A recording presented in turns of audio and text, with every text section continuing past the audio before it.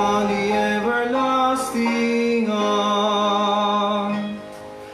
What have I to dread? What have I to fear?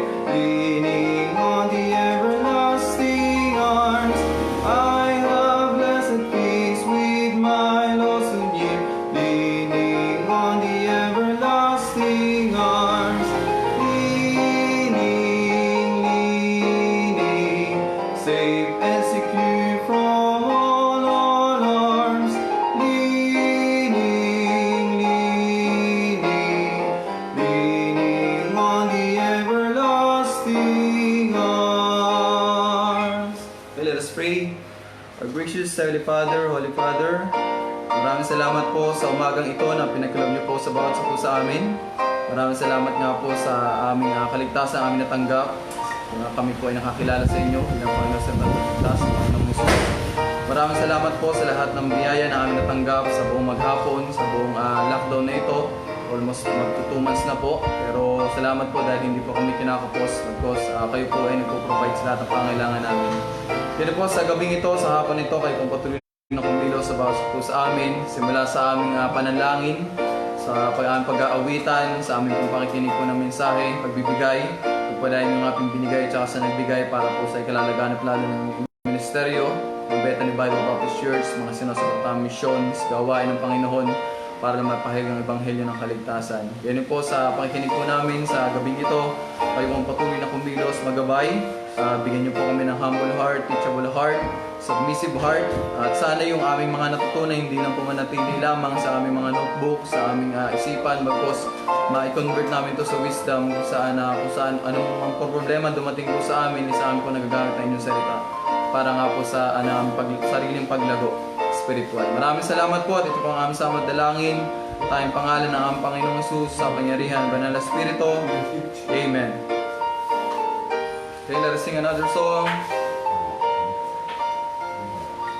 Let us sing I Am Resolved.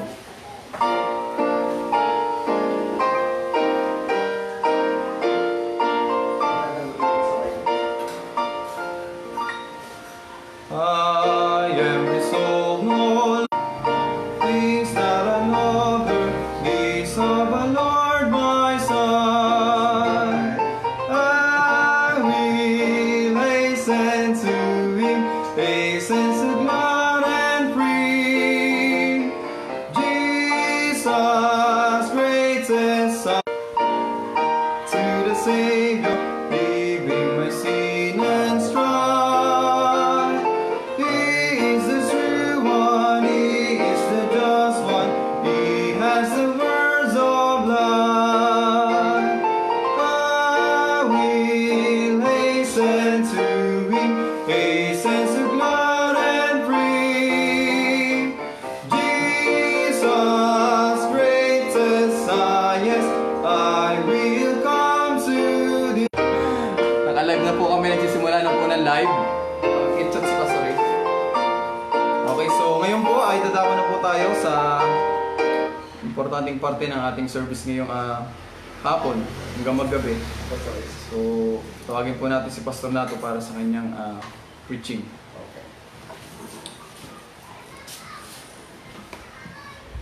Hello, thank you, Kuya John Ray. So magandang hapon po sa inyong lahat. Muli, ito na naman tayo. Makikita-kita ulit tayo. Kita-kita ulit. At para sa akin, pinananagikan ko na ako ay mag-preach sa aking full trip. At kayo nakaupo dun sa auditorium, sama-sama tayo nag-worship. Although yung worship natin ngayon, nag-worship pa rin tayo, pero iba pa yung magkakasama talaga tayo sa isang lugar. Kasi yung sabihin na church is gathering tayo mula sa iba't ibang lugar. Pupunta tayo sa isang lugar na yun para tayo sa mumba. Magpuri sa Panginoon. So, ngayong hapon tayo po ay nakahanda na ba kayo para mag-aral ng kanyang salita? Amen. Sana po, alam ko, dapat excited tayong lahat, pinadapikin natin yan. At kasama ko yung nagpipray na magandang daloy ng ating linya ng wave. Yung mga cellphone, pipray ko na yan. Yung iba sa inyo, nanonood siguro sa television ngayon, kakonekta. At pwede mo yung gawin yan. So, ngayong hapon, kung ready na kayo, buksan nyo yung Bible sa 2 Corinthians 12. 2 Corinthians 12, 6 to 10. 2 Corinthians 12, 6 hanggang verse 10 po. Okay? So, siguro ngayon, bubuksan nyo ng mga Bibles ninyo. No? Ready na ho kayo? Amen. Okay, sabi dito, pag ipatuloy niya ipag-pray yung ating parang hindi mapuputol-putol niya, sama mo sa prayer, pati yung inyong linya dyan, at alam ko naman ibigay ng Panginoon. So, i-level up natin, sabihin natin, Lord, salamat, dahil tuloy-tuloy ang linya natin. Hindi yung Lord, sana po, sana, hindi pa sigurado yan. Pero kung kiniklaim mo na, tumakbo yan palagi. Okay? 2 Corinthians 12, 6 to 10. For though I would desire to glory, I shall not be a fool, for I would say the truth. But now I forbear, lest any man should think of me above that which he saith me to be, or that he heareth from me. Verse 7, unless I should be exalted above measure through the abundance of the revelation. So ito kasi si Paulo kasi baka saksahan ko ay yumabang na siya, no? Kasi nga po, marami na siyang nakakagawa na siya ng mga miracle sa buhay niya, nakakabuhay na siya ng may sakit, patay, nakakapagpagaling siya ng may sakit. At ang daming revelation ibinigay sa kanya ng Panginoon, lalo na yung sinasabi natin gospel, my gospel. I-reveal sa kanya ng Panginoon dahil nga po nung tinanggihan ng Panginoon sa Kristo ang Hudyo, tapos ibinigay sa atin ngayon yung gospel na yan. Kaya family niya ngayon ay tayo, mga Gentiles. At meron na rin mga Hudyo. Kaya nga, wala ng Hudyo, wala ng Gentiles. Isa tayo. Tayo ay member ng church. So sabi niya, at least I should be exalted. Baka naman ako yumabang na above measure through the abundance of the revelation. There was given to me a thorn in the flesh. Okay, sakit ito, binigay sa kanya. The messenger of Satan to buffet me. Pag sinabi kasi buffet, tinignan sa dictionary, parang tinik ito, no? O kaya yung isang blow, suntok. Okay? O kaya shake, ligligin. Okay? Sabi niya, the messenger of Satan buffet me, lest I should be exalted above measure. For this thing, I besought the Lord thrice. Pag sinabing besought, 3 beses siyang nanalangin na ito'y maalis. Okay? That it might depart from me. Pero sumagot ang Panginoon sa Kristo sa kanya sa verse 9. And he said unto me, my grace is sufficient for thee, for my strength is made perfect in weakness. Most gladly therefore, at niya dito, will I rather glory in my infirmities. Ang ganda po ito, no? May paniliwanag natin, kaya makikinig kayo, no? That the power of Christ may rest upon me. Therefore, I take pleasure in infirmities. Mga iba niya rito. Kanina, parang nahihirapan siya. Mayroon siyang posibilidad na magreklamo. Kaya 3 beses ang pinanangin. Pero pagdating sa verse 10, na iba. So, ibig sabihin, may nangyari sa binigay ng Panginoon sa kanya. Therefore, I take pleasure in infirmities, in reproaches, in necessities, and persecutions. Dami, no? In distress. For Christ's sake. For when I am weak, then I am strong. Tayo po yung may mananangin. Aming Amang Banal na nasa langit, maraming salamat naman sa hapong ito na kami po ay nagpapatuloy ng ganito, mag-aaral ng iyong salita. Ama, buksan mo ang aming kaisipan na maging maliwanag sa amin ang mensahe nito. At inihiling po namin ang Banal na Espiritu na mag-usap sa amin ngayong hapon. At kami naman po, pag siya'y nag-uusap, pamagitan ng kanyang salita, nawa po ito ay meron kami pong nasang gamitin sa buhay namin. Nawa po ay magbigay sa amin ng pagbabago ang mga salita nito, na pag-aaralan, magbigay sa amin ng isang pananasan, lumago at magpatuloy sa aming paraan kahit anong mangyari. Habang hinihintay pa namin yung pagdating, nawa po yung paghintay namin yun ay magkaroon ng katulungan na sa halip na mahulog sa kasalanan, kami ay tumayo sa kasalanan at tumangki sa kasalanan at patuloy na magpasakop sa Banal na Espiritu na siyang nananahan sa amin. Pagpalain niyo, Amang, bawat oras ng mga gagamit namin ngayong hapon. Ihanda mo ang bawat puso at isipan ng bawat isa. Alisin mo ang sa gabay upang may focus namin ang ating mga atensyon sa inyo na ikaw lamang ang aming sasambahin yan, wala na iba. Sa pangalan ng Kristo Jesus, ang aming dalangin. Amen. So, I hope na ready yung mga notebooks ninyo, no? Kiniklaim ko na, magiging maganda yung linya ng inyong media dyan o ng inyong cellphones na walang abala sa daan. So, title po ng ating lesson ngayong hapon ay God's Exclusive Way of Brokenness. Kasi pag tinahat mo ang sa landas ng Panginoon, exclusive yan para sa mga susunod sa Kanya. Hindi mo pwedeng dumaan dyan yung mga sumusuway. Ngayon, pag sumusuway ka dahil hindi ka dumadaan dyan, pipilitin ng Diyos na ibalik ka dyan. Sa exclusive way na yan, para ikaw ay basagin. Okay? So, sa binasa po natin, makikita natin na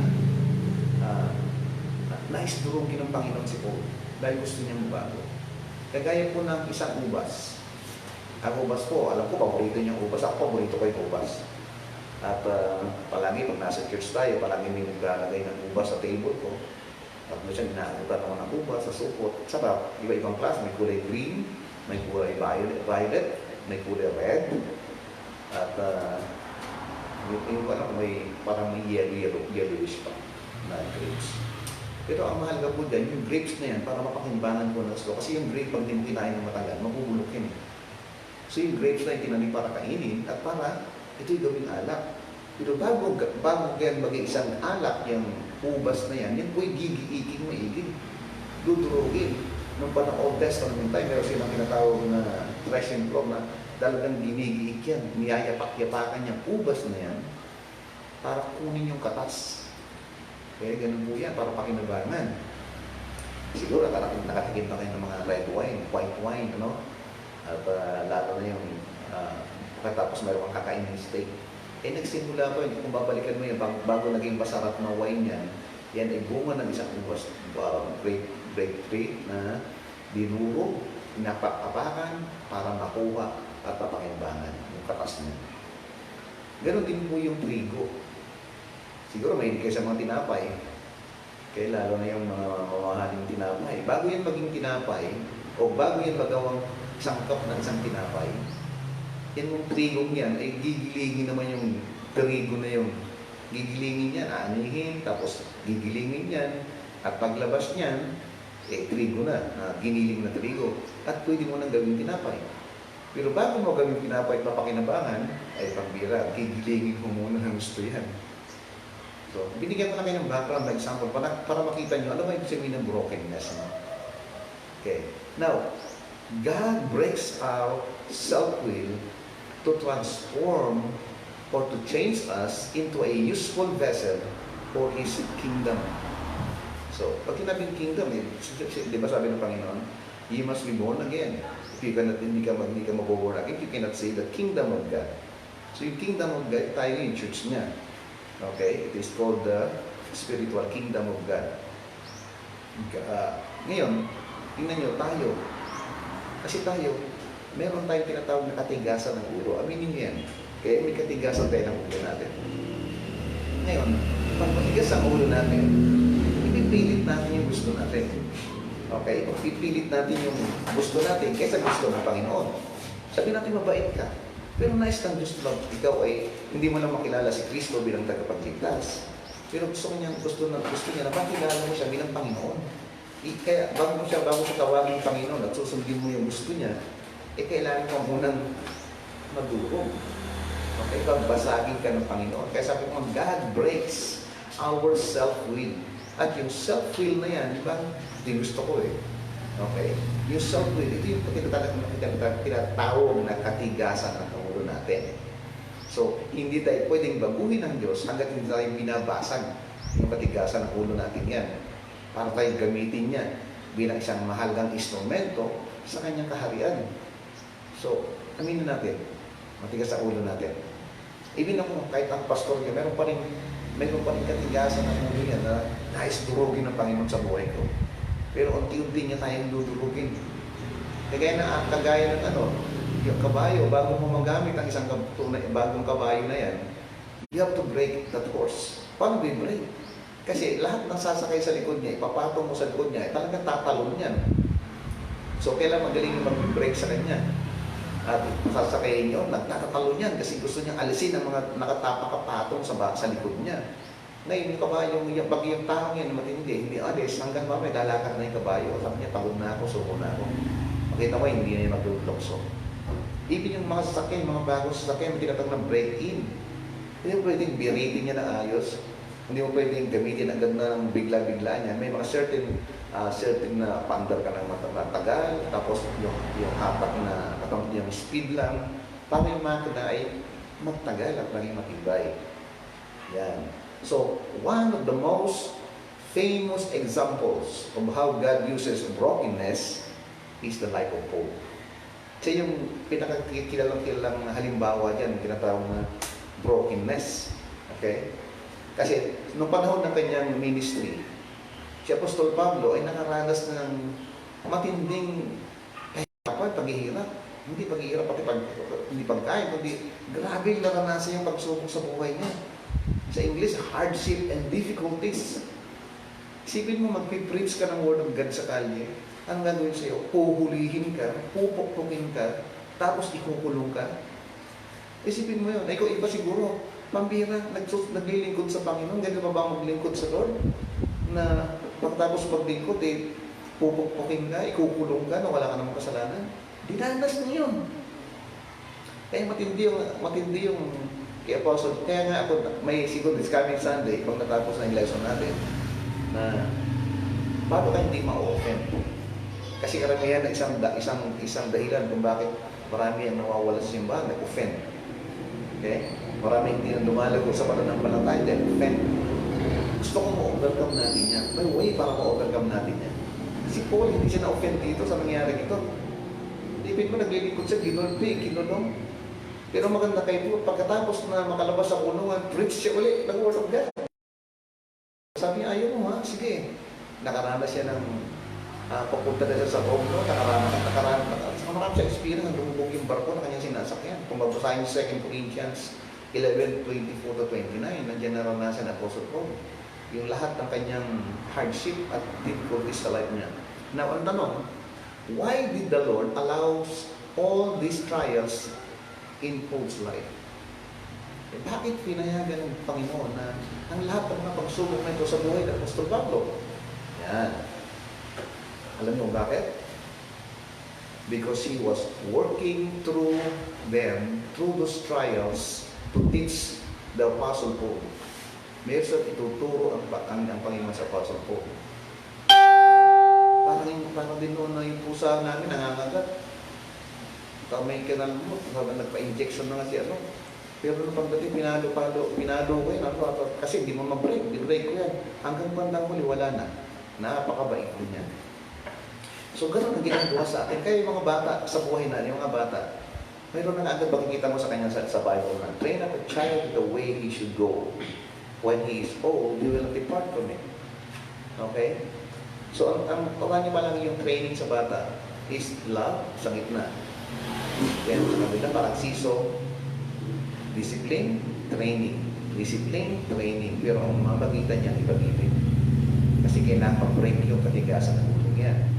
So, ito, binigyan ng Panginoon, pinalaw ng Panginoon yung mga problema, mga pagsubok na yan sa Apostol Pablo, dahil sa pamamagitan ng mga problema ngayon, gumagawa pala ang Panginoon sa buhay niya. Para turuan siya, at makikita natin yung may natutuwan sa Apostol Pablo. Gustong may makita, marinig ang Panginoon sa lalawabas sa kanyang puso at sabihin, at yung sinabi, tingnan nyo ha, 2 Corinthians 12:10. Nung unang pumapal na yan, nung binigyan sa ng thorn in the flesh na yan, talagang 3 beses niya i-request na ilayo sa kanya itong sakit na ito. Pero nung sinabi ng Panginoon, di ba, naalala niya sa verse 9, my grace is sufficient for thee. No, naniwalagin niya sa pang ito, na may plano pala ang Panginoon sa kanya. Kaya verse sa 2 Corinthians 12:10 na bagong lahat. O, di ba? So, may naisip sa pamagitan ng mga pagsubok sa buhay ng Apostol Pablo, yung nais ng Diyos na maging bunga sa kanya, parang yung giniit mo yung ubas, may lumabas na katas. Giniling mo yung trigo, may lumabas na harina. Okay? Ito kay Apostol Pablo, na dumaan sa ganung mga pagsubok, matitinding pagsubok na yan, at pinakahuli nga yung thorn in the flesh niya, nakalagay, anong sabi niya? Therefore, dahil dito, sabi niya, I take pleasure. Pag sinabing I take pleasure, kaya nga ako'y nagagalak. Yung kanyang kalungkutan, yung kanyang kapigatian, yung kanyang nararanasan, ay napalitan ng galak. Sabi niya, therefore, I take pleasure. Tignan niyo kasi walang pagka ang nasa kaluban talaga ng Panginoon, mababago natin. I take pleasure in infirmities. Pag sinabi ng infirmities, kahinaan. Kasi ando na siya, nangihina na sa problema niya eh. Kasi physical sickness ang binigay sa kanya ng Panginoon dito. In reproaches, sabi niya rito, pang-aapi. Kasi inaabot niya sa inapin, inaabot niya siya sa inapin, kinatawag na reproaches. In necessities, dumating din sa kanya yung kinakapos siya sa kanyang pangailangan. Kaya kinakailangan magtrabaho siya. And persecutions, yun. Dumating sa kanya yung pag-uusig. Okay, yun nga, na siya ay kulong, hinukuli sa pag-preach ng Word of God. Kaya tayo, pag nakarinig niya, siguro tayo, ayun na natin, offended na tayo. Kaya tinuturo ni Apostol Pablo sa mga tao madaling ma-offend o hindi naintindihan ng mga bagay na ito na yung pala plano ng Panginoon para sa kanila, nawawala sa simbahan. At gusto niya sabihin sa inyo na kayo na mga nawala sa simbahan, balik na kayo dahil hindi kayo lalago. Diba? Persecution, sabi niya doon, in necessities, kakulangan, in distress, sa pagdurusa. Ibig sabihin, nagtusa rin siya. Kita niyo ano? Kaya doon yung, grabe, ano pa, parang kanino, for Christ's sake. So, inabot niyang lahat, ano mga bagay nito, yung pang-api, yung kahinaan sa buhay, physically, yung pangailangan, kapos na kapos siya, sa pagkakausig sa kanya, sa pagdurusang inabot niya, para sa Panginoon sa Kristo. Dahil sabi niya, for when I am weak, then I am strong. Okay? Sa kung ano lang, kung talagang, pag sinabi I am weak, pag ikaw'y umasa ka talaga sa sarili mo, eh talagang wala ka. Kaya ngayon umasa kay Apostol Pablo, siya rin nagsabi, sabi niya dito, the Lord is the strength of my life. Hindi siya lumabas sa kalooban ng Diyos. Okay? At dahil doon, mga kapatid, doon siya nakakuha ng kalakasan. Kaya kayo na maaring di pa kayo sa nangyayaring crisis na ito sa atin. Okay? Extend na naman yung lockdown natin. Kailangan may mangyari sa buhay natin, sa ating spiritual na buhay. Kailangan may paglago tayo. Kailangan may pagsulong tayo. Tingnan natin palagi na pag nawala ng virus na to, mayroon kayo nabago sa buhay natin. Okay? Kaya binigay natin ito, binigay kong lesson na to sa Panginoon. Kaya niya, para tayo ma-encourage. Sabi niya, kayo yung mga nangihina na dyan. Eh, sabi niya, bumalik kayo sa Panginoon kasi doon ang kalakasan natin. Yung sinasabi na Apostol Pablo. Alam niyo, ito nakita ko sa dictionary, nakita ko sa Google to eh. Ang dahilan pala, dinayap sa Google yung spiritual, itong side ng brokenness about sa spiritual side. The reason brokenness is beautiful is because of how God can use it in our lives, and it is used so that we can draw near to Him. Kasi siyempre, parang yan, paghirap-hirap ka. Diba? Dumating na yung problema, parang hindi mo na kaya. Kanino ka lalapit? Di ba sa Diyos? Hindi ko na kaya, tulungan mo ako. Di ba? May kinikwento nga, si Pima nagkwento, tulungan mo ako. May nagkwento si Jerry ata yung nagkwento mo. So, true brokenness is a tool by which God brings His wandering sheep back into His loving arms. Nangyari, siguro, alala mo siguro, prodigal son, ang dami tayong example. Si David, nandiyan dyan, kasala si David, nakita natin si David, paano siya bumalik. So sabi niya, alam ko David, sabi niya, dahil inamin mo yung kasalanan ko, hindi ka na mamamatay. Pero yung nangyari sa kanya, yung guilt conscience niya, mga kapatid, yun ang nagdala sa kanya, nagsakay sa humility. At doon niya nasabi yung Psalms 51, kung maaalala niya yun. Again, ang tunay na brokenness ay isang tool, isang gamit ng Diyos na kung saan dadalhin niya yung kanyang mga naliligaw na mga tupa pabalik sa kanyang mapagmahal na kamay o arms o tinatawag na mga bisig. Galit ng tuwalang God sa'yo. At good, hindi po sa inyo. Nung marinig ko nga ito, Lord, continue to break me. Okay? Kasi may maganda pa rin yan. Kaya sa the reason brokenness is beautiful. Ay, kung talaga ikay negatibo sa word of God, ayoko na. Kung ganyan din lang magiging buhay Kristiyano, kahit hindi na ako maging Kristiyano. Puro na lang pagdurusa. Aba, hindi bihira. Dahil nga anak ka na ng Diyos, pag-aari ka na ng Diyos, binili ka na ng buhay, lugo ng Panginoong Kristo, pag-aari ka na niya. At gagawin niya ang gusto niya para sa inyo, para sa kabubuti mo pa rin. Maaring na yun ay mahirap, pero sa bandang huli, nasabihin mo, ang galing ng Lord. O di ba sa mga nanay na nanganganak? O, aray ko, kasalanan mo lahat ito dyan, Ray. Nung pinanganak, wala na, oha, kamukha ni John Ray baby. Tapos next year, nanganak ulit si Angie. Okay? So, hindi pa lang masarap, yung palang panganak, hindi pa na mahirap, ano? So, brokenness is a tool by which God bring His wandering child or sheep back into His loving arms. Okay? Siguro pag narinig mo to, no, Lord, sige na, i-break mo na ako. Okay? I-break mo na ako. Now, totoo rin po ito para sa atin, para sa inyo. Okay? Kaya ito yung lesson natin, napakahalaga po nito. So, yun ang summary ng lesson natin. Kunin natin yung mga prinsipyo rito na makukuha natin about brokenness. Okay? So, brokenness is the Lord's method. Ito pala isang pamamaraan ng Diyos. O dealing, pag sinabing dealing, pwede sabing managing, pwede rin rin controlling with our self-life. Okay? So ito po yung brokenness na ito, yung pamamaraan ng Diyos para kontrolin tayo yung self-life natin, yung ako. Hindi na pwede yun eh. Pag tayo anak na ng Diyos, pag-aari na tayo ng Diyos. Sa ayaw nyo at sa gusto nyo, dahil anak ka ng Diyos, may plano siya sa buhay. Parang isang napuputol ng puno. Bakit na pinutol yung puno? Kasi gusto kong gawing bangka.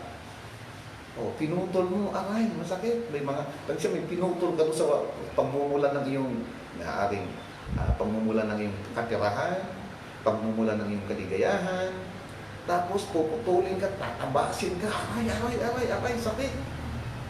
Pero bandang huli, naging isa kang magaling na, mula sa Mindoro, nakarating ka ng Maynila. Wow, ito na, ang dami mong nararating. Naging kapakinabang ka. Okay? So, ganyan tayo. Ganyan ang Panginoon. Yan ang pamamaraan ng Diyos para i-manage na tayo, kontrolin yung ating self-life na yan. Ang puro na lang ako. Hindi pwede yung sarili mo. Kailangan at siya ang nagmamayari. Ano pa? Pag sinabing self-will, self-life, yung desire mo within us. That desire within us to act independently from Him. Na parang ayaw ka ng tulong. Kaya ko ito.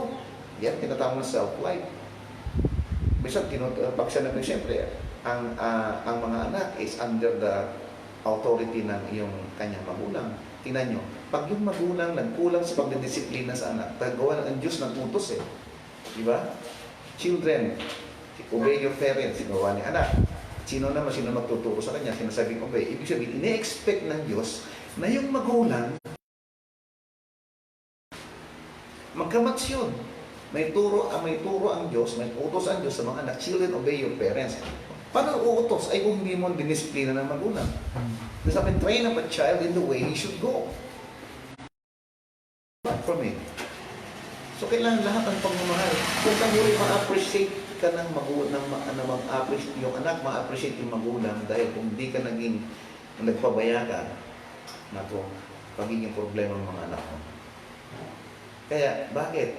Kasi ulitin natin, itong batang ito, isang araw magiging, estudyante. Kapag hindi naturuan ng magulang, lalaban sa teacher yan. Okay, nakapasa. Kasi, hindi ko alam kung anong nangyari. Hindi pa rin tinuruan ng magulang. Naging empleyado nagtrabaho na. Naku, magiging maraming kaaway yan. Ngayon, naging membro ng simbahan. Naku, marami kang pasaway. Pero at least yan ang last deal mo. Ikaw naging membro ng simbahan.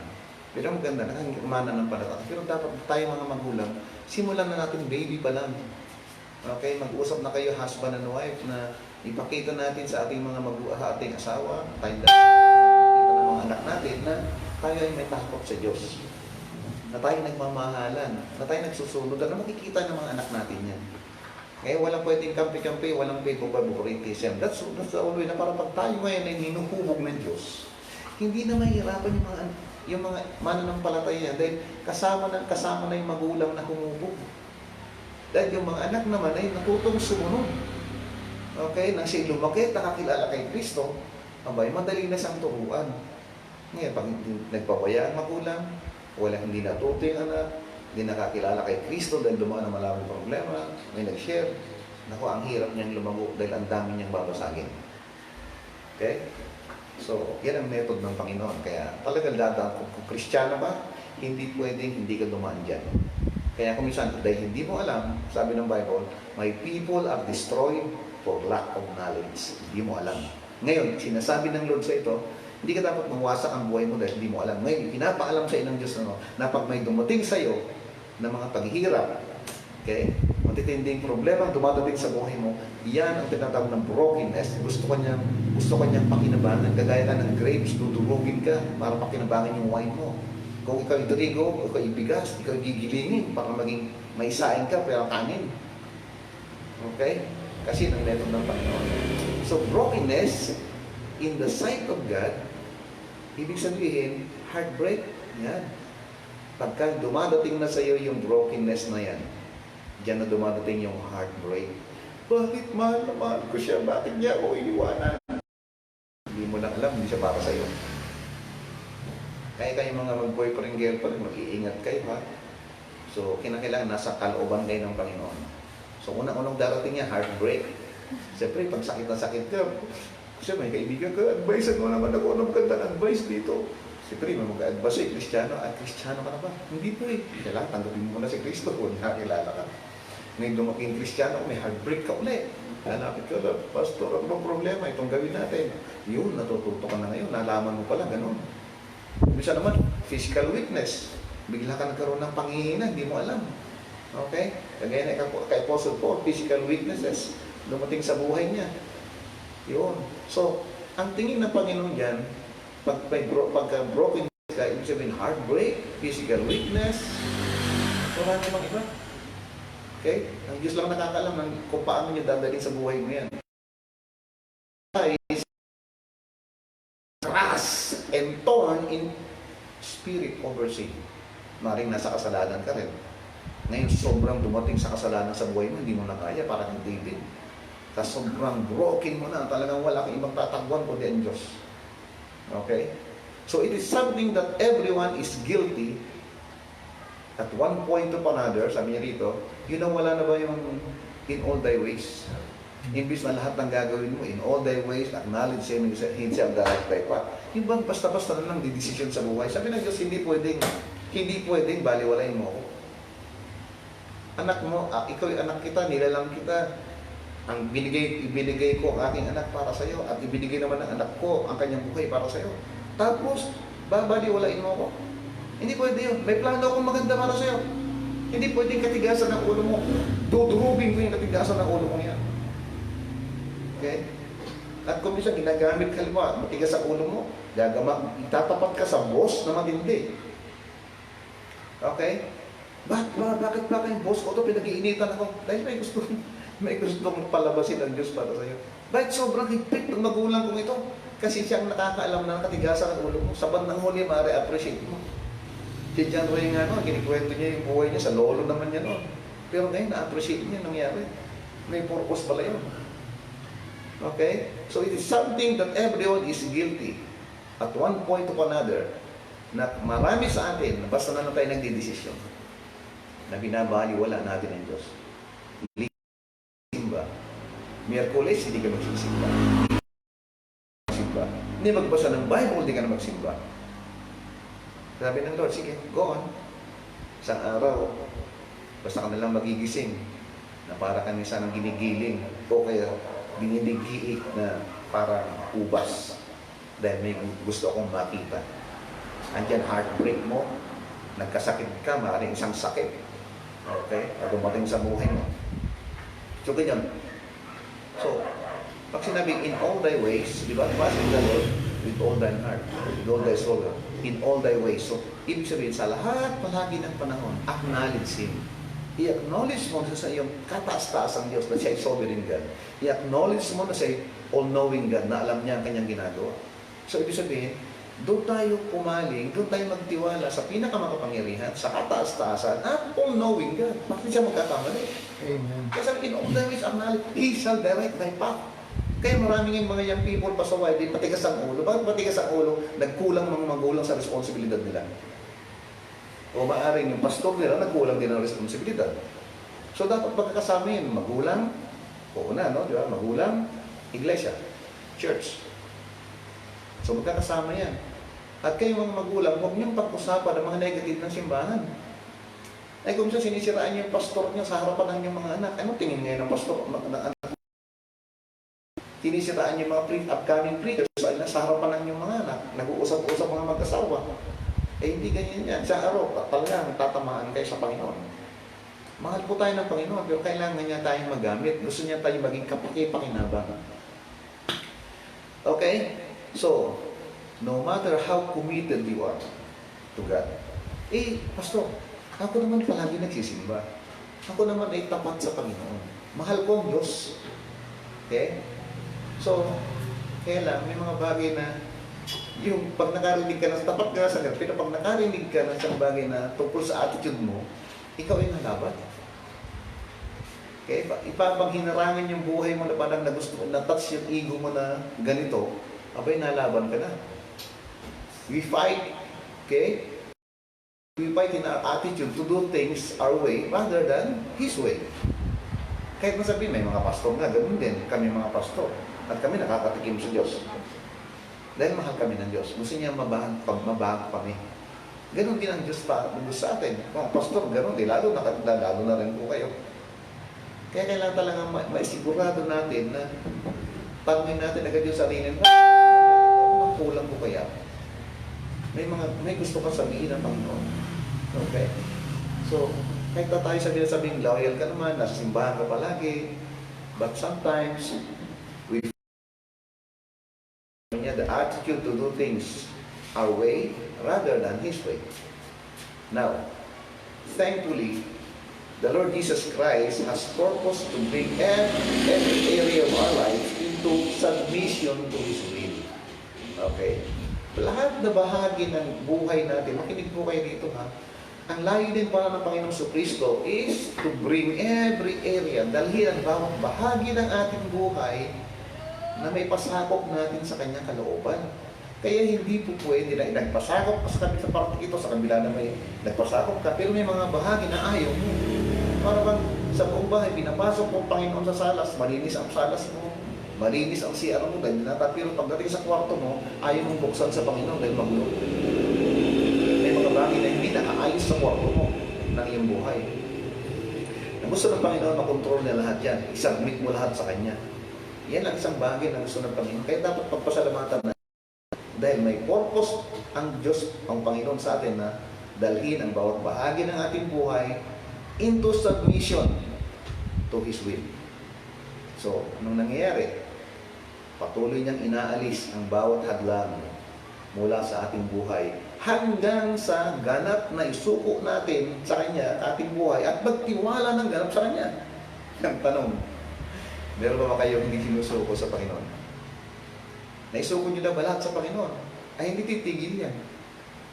Okay? Imbis na tayo pasulong na sa ating spiritual na buhay, pero hanggat hindi niyo sinusuko yan, nandun yung pagsuway mo sa Panginoon, at sarili mo pa rin nasusunod mo, eh, hindi titigil yan. Dahil may plano, Diyos ay kakatasin ka talaga dyan. Mari pagpahingayin ka sa katas para maisip mo. Okay? So, dapat maintindihan niyo po yan. So, magpapatuloy siyang alisin ang bawat hadlang na yan. Every obstacles sa ating buhay. Okay? Ano ba yung alam yung hadlang na pwedeng magpatuloy kayo sa kanya? Ang hadlang sa kanyang kalooban sa inyong buhay. Eh, talagang magpapatuloy niya, alisin mo yan mga kapatid. Mas mabuti pa time lang magtanggal. Magpasakop tayo sa kanya. At aalisin ng Diyos sa Quran niya yan. Hindi tayo mahirapan. Ang tawag dyan is learning the easy way. Learning the hard way, eh sige, pag matigas ka sa ulo mo.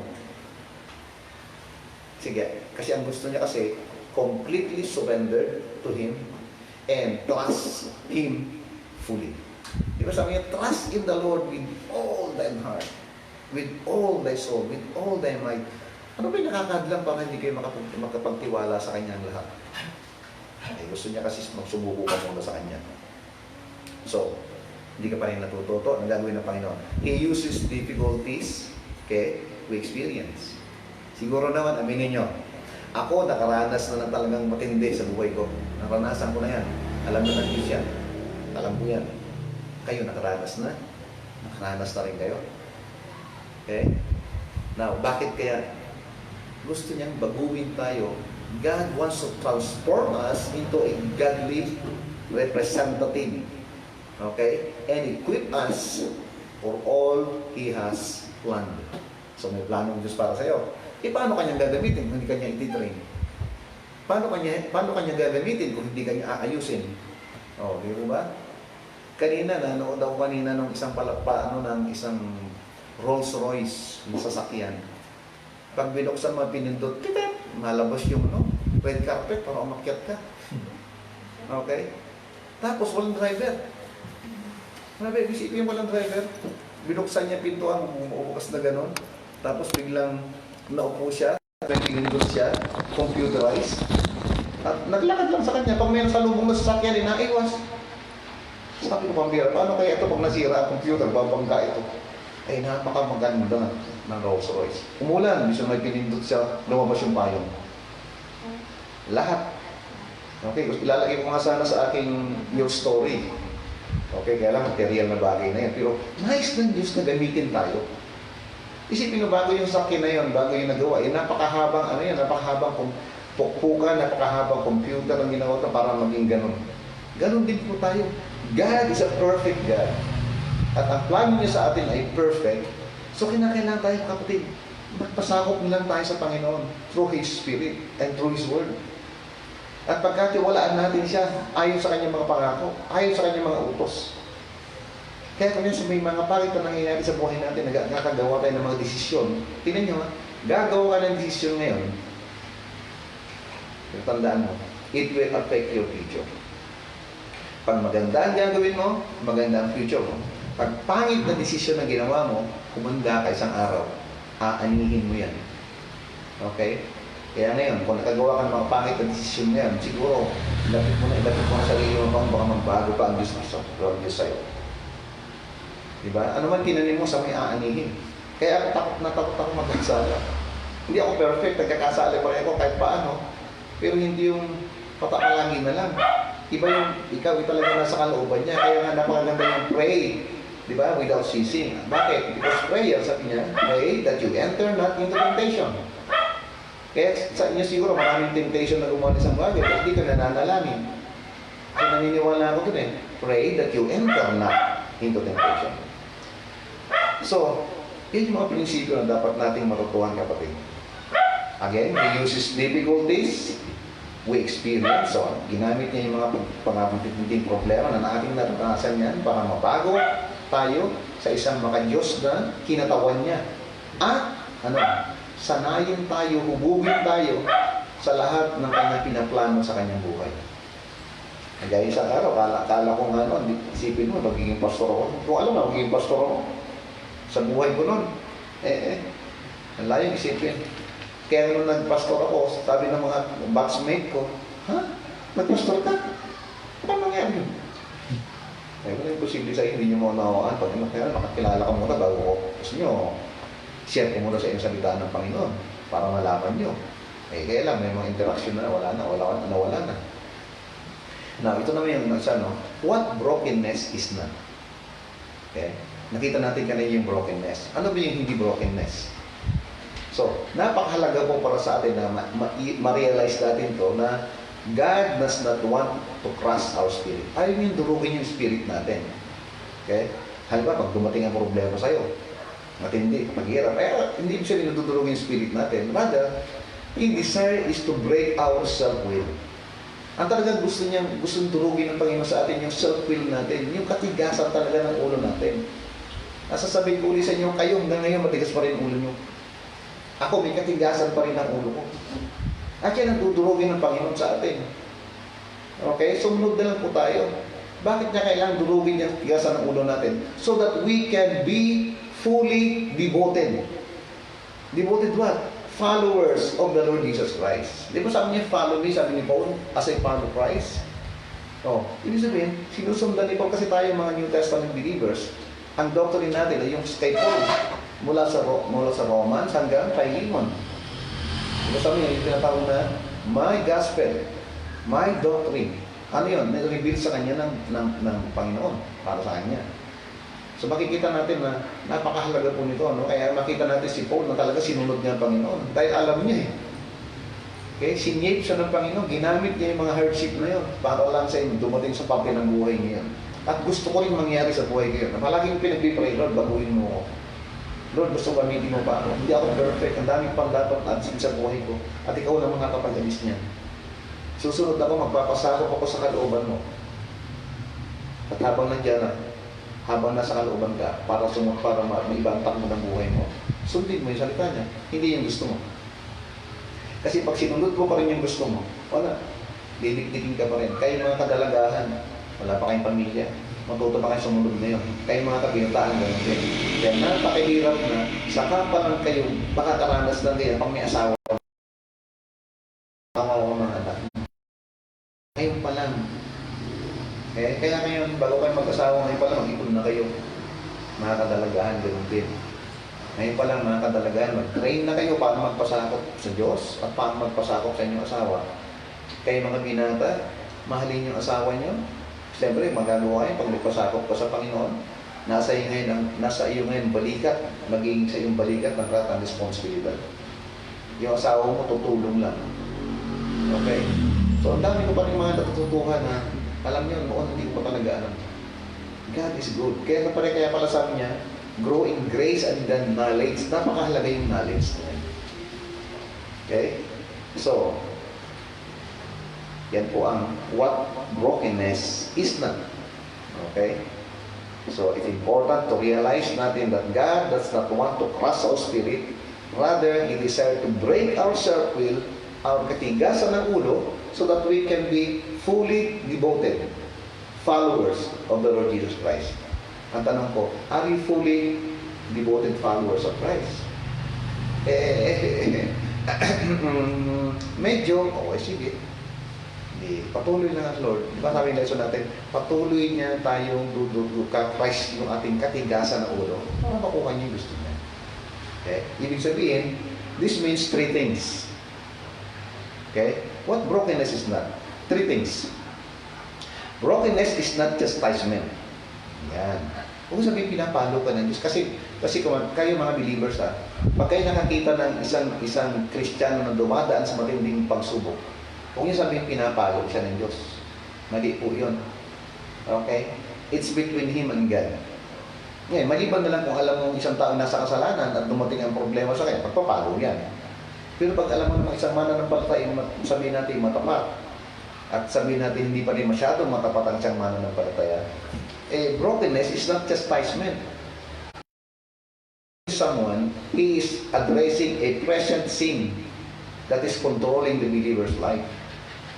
Pag may dumating na pagpapalo sa buhay mo, sa Tagalog, sabi niya, ina-address ng Panginoon, pinapaalam sa atin ng Panginoon, yung isang tao na siya ay namumuhay sa kasalanan. Yan. Okay? May kasalanan na kumukontrol sa buhay ng isang mananampalataya. At yan ay dumating na pagpapalo sa atin. Kaya hindi po yun brokenness. Brokenness is about the future. Ito yung hinaharap pa lang natin. Dinidevelop ka ng Diyos ngayon. Binabasag mo yung katigasan ng ulo mo ngayon. Okay? Bagamat Kristiyano ka na, andun yung sinasabi ko na matapat ka naman, faithful ka naman sa Lord. Pero meron pa rin tayong katigasan ng ulo natin. Yung katigasan ng ulo na yun, ipipilit mo yung gusto mo, yun ang dudurugin ng Panginoon sa atin. So the Father deals with our attitude for the purpose of conforming to His will. Okay? Nilalagay ka doon sa kanyang kalooban. Parang yung tren na discarril. Okay? Anong gagawin mo ngayon? Ilalagay mo ulit sa release para Yun ang pinagsusundin mo. Ang Panginoon ay may release sa buhay natin. Yun ang gusto niya ilagay tayo doon. Kaya nga ang Bible College, napakahalaga niyan. Kasi pag nang natututo ka ngayon, ito palang kalooban ng Diyos. Ito palang mga doktrina ito. Ngayon, narusunod ka ngayon. Hindi mo alam, pag graduate mo ng Bible College at ikaw naging faithful sa Panginoon, nasa release ka na. Ngayon, nasa inyo magpatuloy ka. Okay?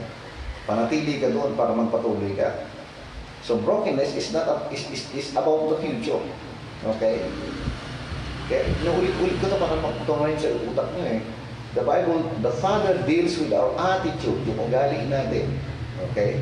For the purpose of conforming, para iayon yung ating buhay, yung ating desisyon, yung ating pagnanasa sa kanyang kalooban, okay?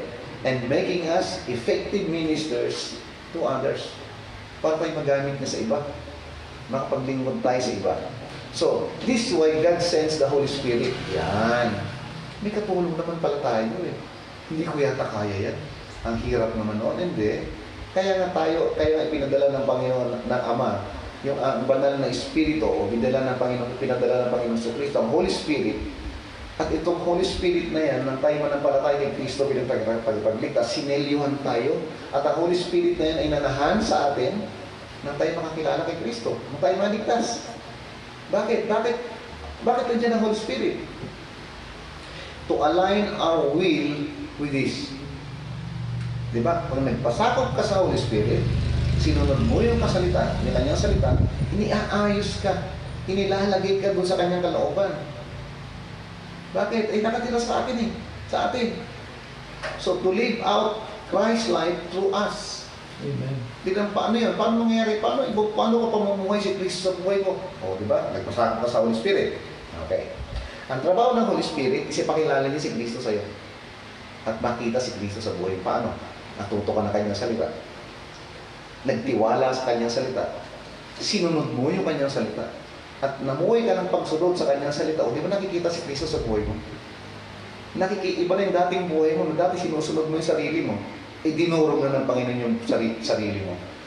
Ngayon, nakikita na si Kristo sa buhay. Inia-align ka. Yan naman ang trabaho ng Holy Spirit. Inia-align ka, inilalagay ka sa linya ng kalooban ng Panginoon. At pamuhay mo, makita sa buhay mo ang buhay ng Panginoon sa Kristo. At dahil dito, diyan matatapos ang kanyang plano sa atin. Hindi pwedeng yung plano ng Diyos ay maganap sa buhay natin hanggat hindi ka nagpapasakop sa Holy Spirit. Dahil ang Holy Spirit na yan ay ituturo niya yung mga salita ng Diyos sa buhay natin. Siya ang teacher natin eh. Papaunawa niya yung mga salita ng Diyos, ang salita ng yan sa atin. Gaya ngayon, naiintindihan natin ang Holy Spirit ang gumagawa sa atin ngayon. Ang Holy Spirit ang nagturo sa pastor.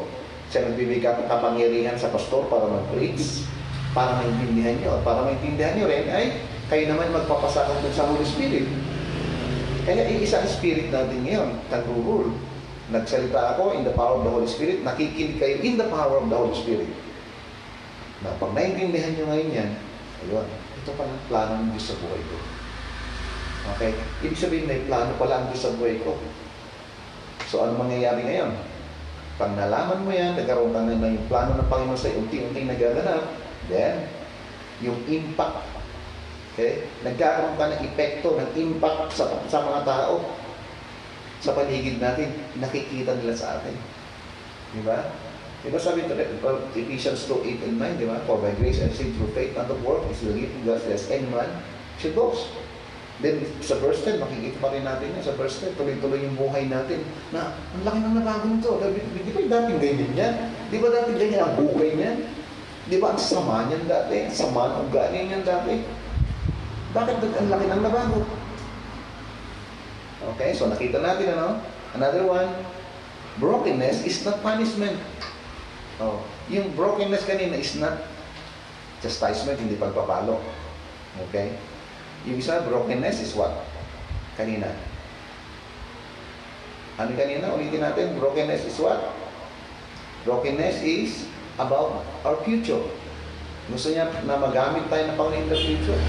Kasi nagpasakop ka na, nailagay ka na sa release, at tuloy-tuloy ka na, maaabot mo yun. Ngayon, pangatlo, brokenness is not punishment. Hindi ito parusa. So the Lord does not punish Christian. Tandaan nyo ha, ang Panginoon sa Kristo, hindi niya parurusahan ng Kristiyano. This type of penalty applies only to those unbelievers. Yung salitang punishment, iba yung palo sa parusa.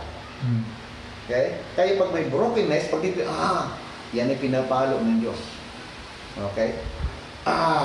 Brokenness, yan ay pinaparusahan ng Diyos. Yun. Yung kanina, yung tinatawag na chastisement, ipagpapalo yun dahil sa kasalukuyang kasalanan na may control sa'yo. Maliwanag mo. Itong punishment naman ay hindi binibigay sa mga Kristiyano. Kasi itong uri ng penalty na to ay para lang po sa mga hindi Kristiyano. Tao hindi tumanggap kay Kristo bilang tagapagligtas ay isang niya as ebidensya of His righteousness. Tinanggihan nila ang Panginoon sa Kristo, ang kanyang katuwiran ng Panginoon sa Kristo. So, pinaparusahan sila ngayon. So, ang pinaparusahan, yung mga hindi Kristiyano. Yung pinapalo ay yung mga anak ng Diyos dahil sa kasalanan. Yung pinaparusahan ay tumanggi sa kaligtasang inaalok ng Panginoon sa Kristo sa kanila. Okay. So, the Lord allows the process of breaking in your life. So, para pag nakikita kayo na binobroken ng Panginoon, hindi kayo magkamali na, pinaparusahan. Oops. Pwede nyo sabihin, yan ay pinapalo ng Diyos. Pwede pa yun. Dahil alam mo na may kasalanan. So, alam nyo pagkakaiba. So, the Lord allows the process of breaking in your life because He cares about you. Ayun. Alam mo, pag naintindihan nyo kapatid, bakit kaya pala pinapayagan ng Diyos yung proseso ng breaking in your life na may tinudurog sa inyong buhay? Dahil nagmamalasakit pala ang Diyos sa atin. Nagmamalasakit pala ang Diyos sa inyo. Ibig sabihin niya, ayaw niya tayong mapapahamak. Ayaw niya tayong anak ka ng Diyos, gagamitin ka ng Diablo. Sipin mo yun? Anak ka ng Diyos na dapat nasa liwanag, nasa dilim ka, nabubuhay ka sa pagsuway ka. And He wants you to learn to live. Hindi yung Kristiyano ka, di ba, kung ano mamuhay sa mundong ito. Tinuturuan ka niya mamuhay sa mundo. Sa mundo, di ba, may tinatawag na survival kit? O, di ba? Nakapati kayo nasa isang jungle meron bago ka pumasok doon, may mga instruction, parang gagawin mo, kalakas ng loob mo pumunta ron. Pag wala kang tubig, ano yung kailangan mo inumin, may mga bagging dyan, na makukunan ka ng tubig, ano yung pwede mong kainin protina, yung mga roots sa ilalim. Ganun din sa ating buhay spiritual. Pinapayagan ng Diyos yung proseso ng breaking in your life because He cares. Ang sarap malinig. He cares about you and me. And He wants you to learn to live. Di ba sabi niya, sa Zechariah 4:6, sabi niya dito, not by might, nor by the power, sabi niya, but my spirit.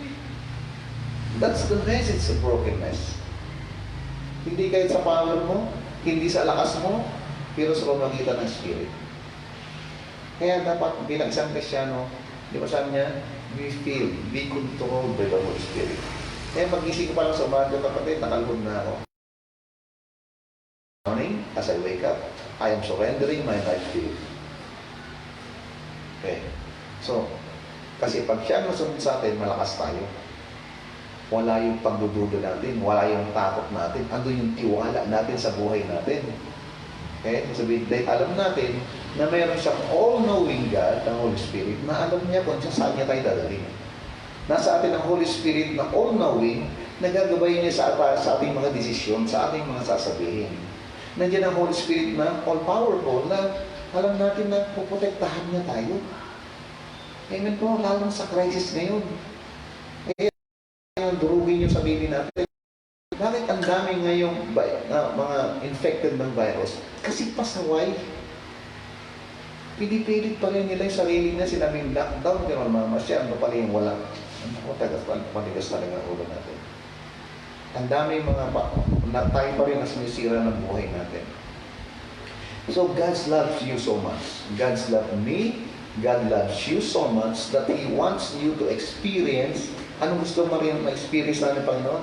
His absolute best for your life. Kung lang yung basta-basta na lang. Gusto niya ma-experience pala natin because He loves us so much. God wants you to experience His absolute best in your life, including maximum usefulness that comes from being fully submitted to Him. So, na meron pala talagang blessing sa, pag ikaw yung ganap na nagpasakop sa Kanya, meron pala talagang blessing. Gagamitin ka, unang-una gagamitin ka ng Diyos. At habang ginagamit ka, may blessing na pagpapala. Kagaya kahapon, may tumawag sa akin kahapon, parang ayaw ko pang sagutin. Kasi nga, nag-scrabble kami. Pero may small voice, sagutin mo. Yung pala may blessing. Pastor, isa ka sa bibigyan namin ng love gift. Hindi ba? Ako po, salamat naman. Eh, paano? Meron kami pamalengke. So, isa lang yun. Daming blessing lang yun. Gigising ka sa umaga, is already a blessing. Gigising ka ng malakas, masaya, at may palaging pagbukas mo ng refrigerator, may laman. Kahapon, may nagbigay nag-abot ng isang kapatid. Ang nilagay pa niya sa motor niya, isang buhay na manok. Sabi ko nga, Brad, nahirapan na naman akong patayin to. Pag pinapatay ko yung manok, nag-pray pa ako, sorry, pero kailangan ka eh. Kailangan mo namin, wala kami ulam eh. Sana binigay ka na naman patay sa amin. So, ngayon, ako pa magpapatay sa'yo. Sorry, ha? Sabi naman ng manok, okay lang, okay lang. Pero ang sarap marinig ng prinsipyo na to, na God loved us so much that He wants us to experience His absolute what? Best for our life. Hindi lang pala second hand, hindi lang pala gusto yung best. Including yung tayo gamitin niya, tayo gagamit-gamit.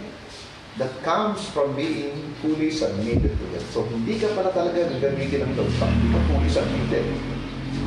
Okay? At kapag submitted ka sa Panginoon, kahit anong buhay mo, so paano may tiwala ka sa Diyos. Ito na maganda. Okay? Ito yung proseso ng brokenness. The process of brokenness. How does God use brokenness? How does God use brokenness? Paano ginagamit ng Diyos yung brokenness niyo? O, pinig kayo. Ito pala, ang Diyos pala, sharpshooter. Okay? He targets the areas of self-will in our lives that do not honor Him. O yan. Tina-target ng Diyos ang mga bahagi ng buhay natin, yung self-will natin, yung katigasan. So tayo, di ba, may katigasan ng ulo natin. Alin ang matigas sa ulo natin? Okay? Itong target niya, na tinatarget yung katigasan ng ulo natin sa buhay natin, that do not honor Him. Ito yung nagbibigay ng kahihiyan sa Diyos. Ito yung katigasan ng ulo natin na imbis na magbigay glory sa Panginoon, ito ang nagpapahiya sa Panginoon at sa kanyang gawain. Kagaya ng self-righteousness. Oh. Yung pagiging makasarili. Ano pa? Self-reliance. Sabi niya, kaya ko yan. Hindi ko na kailangan ng tulong dyan. Pray tayo. Hindi ko na kailangan ipag-pray yan.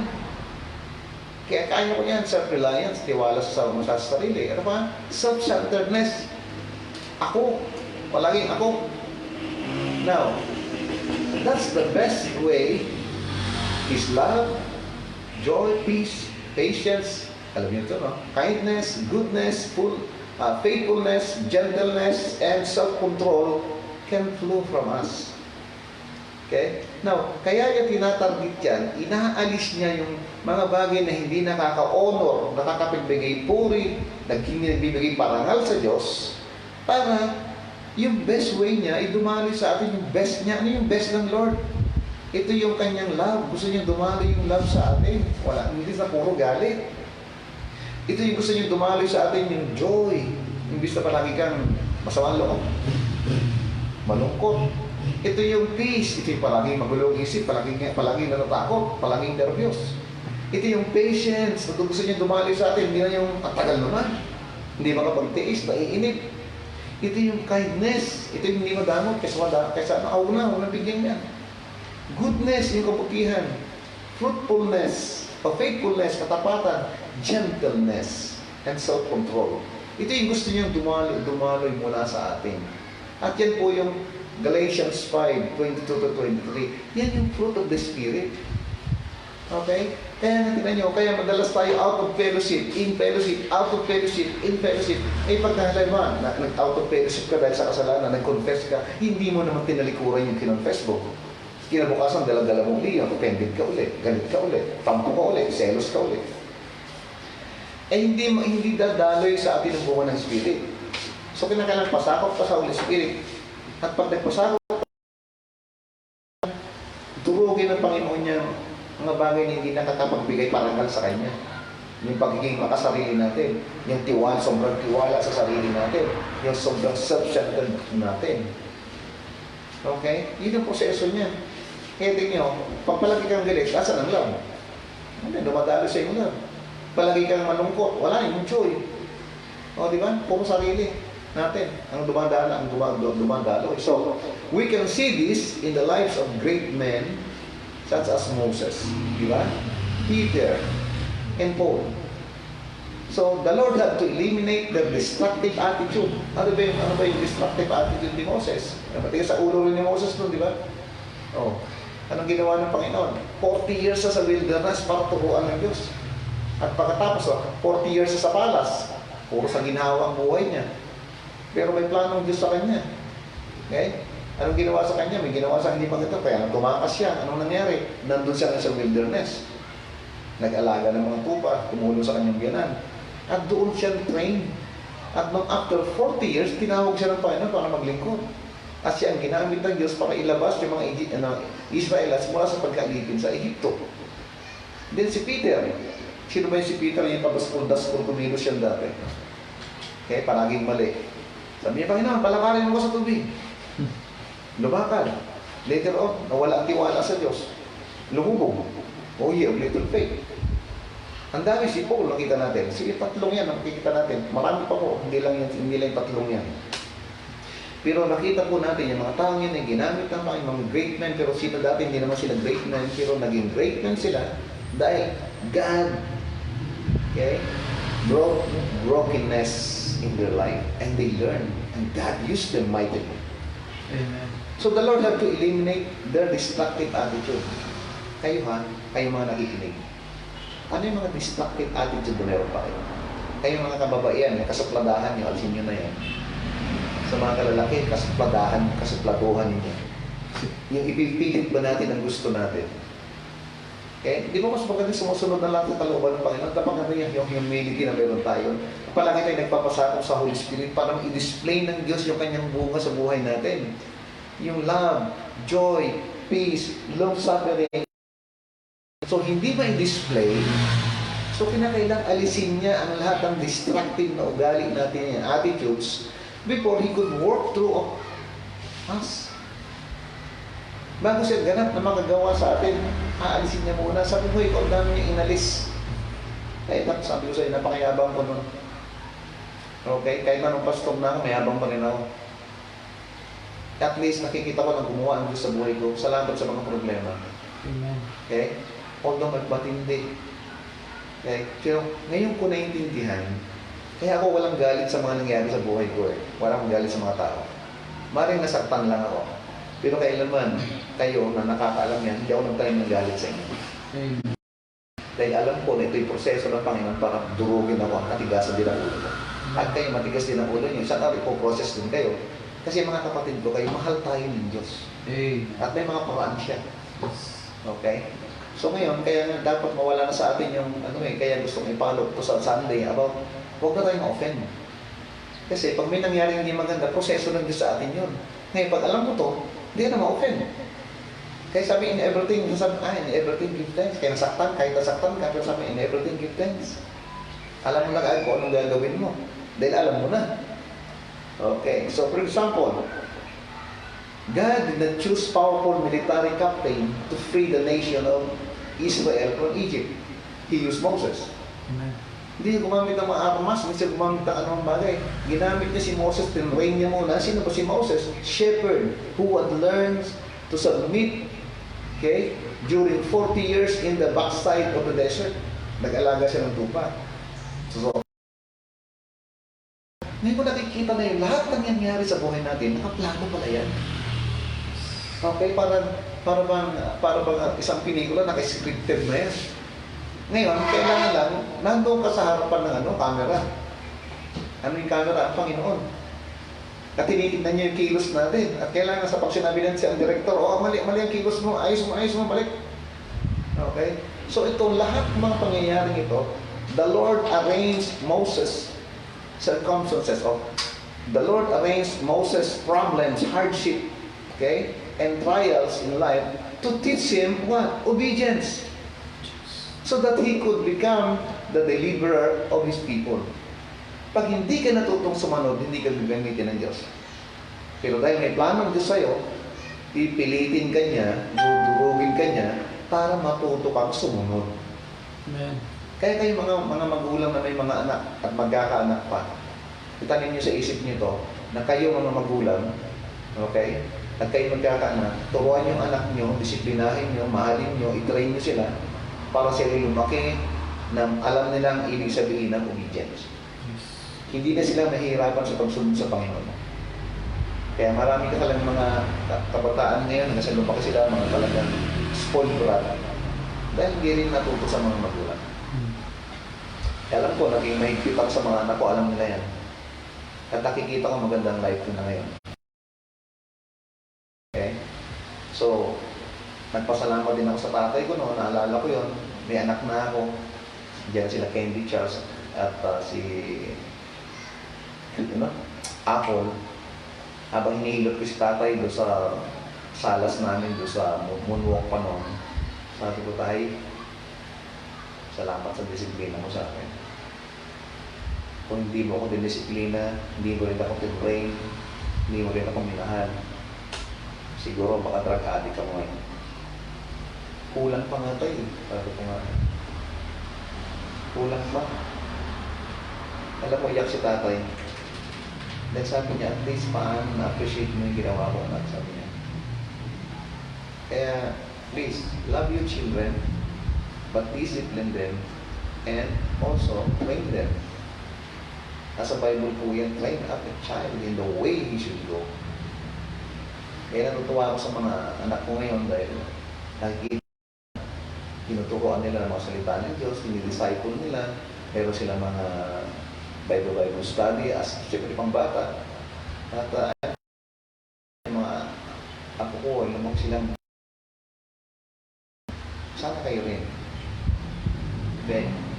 So, lahat palang mga bagay sa buhay natin ay talagang iniaayos ng Diyos. Kung paano inayos niyo yung lahat ng mga pangyayari sa buhay ni Moses para turuan siyang sumunod. Okay? So that he could become a deliverer of his people. Dapat ganoon din po tayo. So brokenness in his eyes is to be broken, crushed, and torn in spirit over sin. Ito nangyari ito kay Moses. Ay, kay David. Nakita na yung kasalanan na yun. Because he wants spiritual brokenness, the kind of brokenness he can use. He wants godly sorrow that leads to repentance. Kaya mga kapatid, no?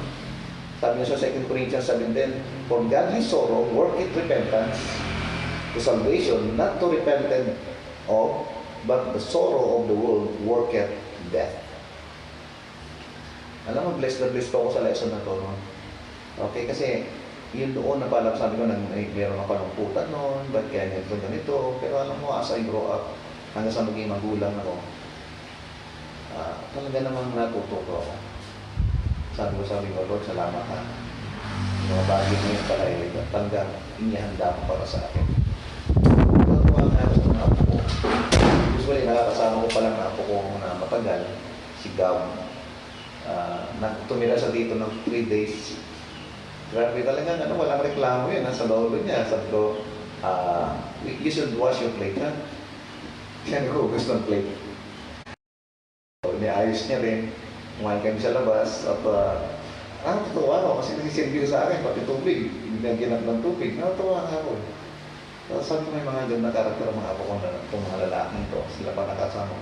Minsan nakasama ko si yung anak ni Candy, si Miko. Grabe, yung basura yung lagi ko daw. Kinuha niya, tinapin niya sa basura na pahiya pa ako eh. Kasi alis na kami. Pinato ko lang, wala na. Pinato ko sa kasama, no? Walang ginawa ni Miko. Kinuha niya, At tinapon sa basurahan. Nung nasa Baguio kami, kasama ko din siya, hanap kami ng hanap, nawawala kami, hindi ko makita kung saan nakaparada yung coach sa sakyan.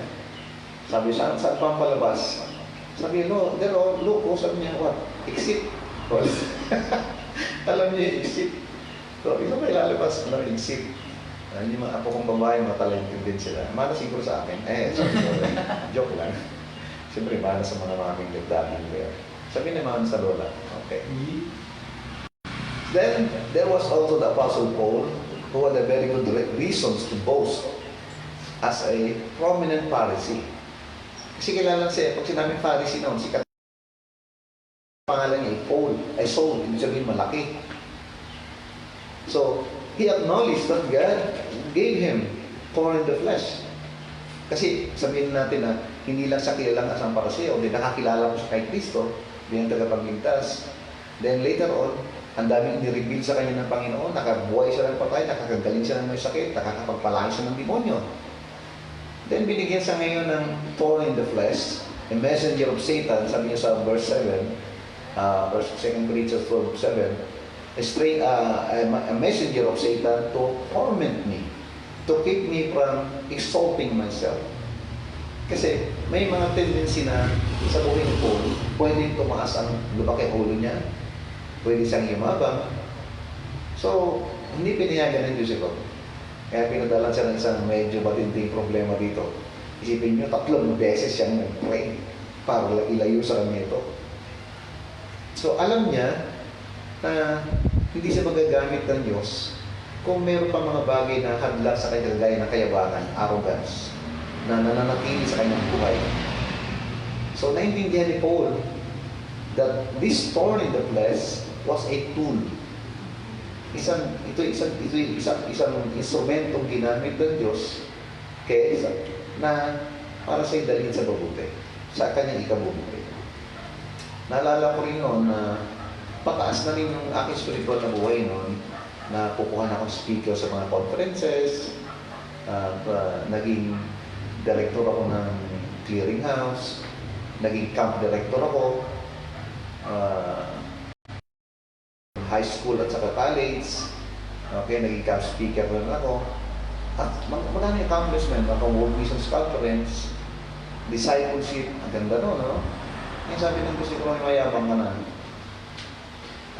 Baka yumayabang ka na ngayon, so kinakailangan i-break yan. At hindi ako magiging ganito ngayon, siguro, na may pagkamuhi sa kasalanan, na namimintay ko yung fellowship ko sa Panginoon, may isang bumaba, magbalik agad, hindi gagaya dati. Okay? Hindi ako may takot, kundi may respeto ako sa Diyos.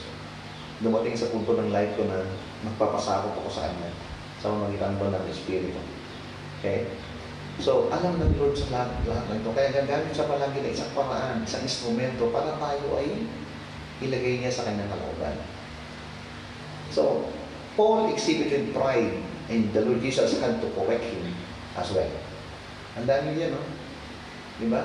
Si Pedro, ganun din. Si Moses, ganun din. Lahat yan, makikita natin kung paano sila hinubog ng Panginoon. Bago sila binasag ng Panginoon para sila ngayon na maging gamit. So the Lord Jesus kept increasing. Okay? The pressure kay Pedro naman, no? Kay Pedro, makikita natin yan. Padaskol-daskol yan sa mga desisyon niya sa buhay niya. At naalala ko pa minsan yan na huhulihin ang Panginoon sa Kristo. Anong ginawa niya? Tinagpas niya ang tenga ni Marcos. Sabi niya, sinuway mo si Pedro.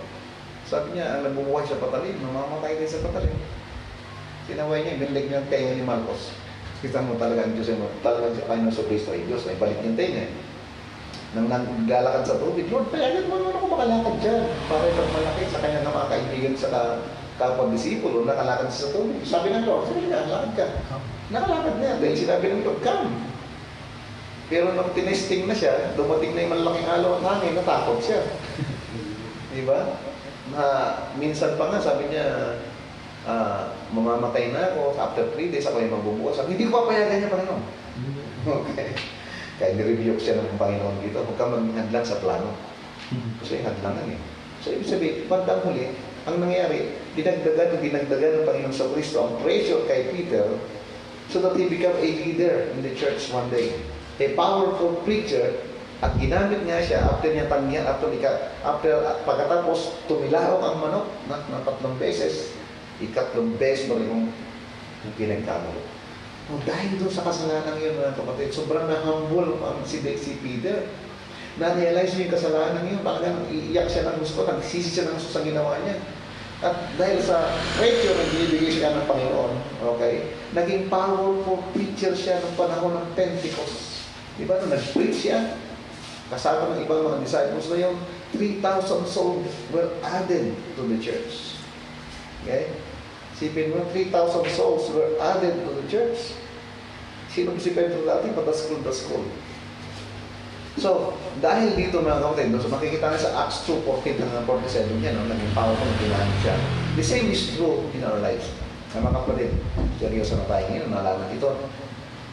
Tama po ito sa atin. Ganyan din po ginagamit ng Panginoon sa atin. We're only as useful to God as we are obedient to Him. Okay? Magiging kagamit-gamit lang po tayo sa Panginoon. Okay?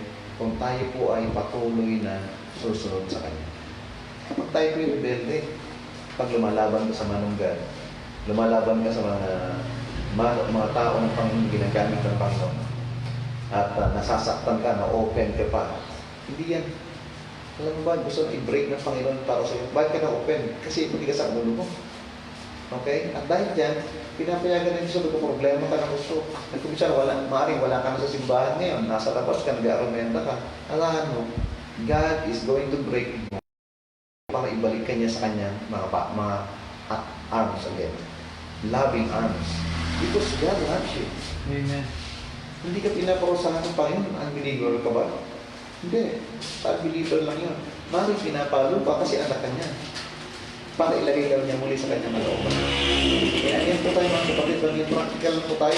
Kung ano sinasabi ng Bible, yan lang po gagawin natin. So the Lord allows difficulties to arise in our family, to arise in our finances, or health, out of love.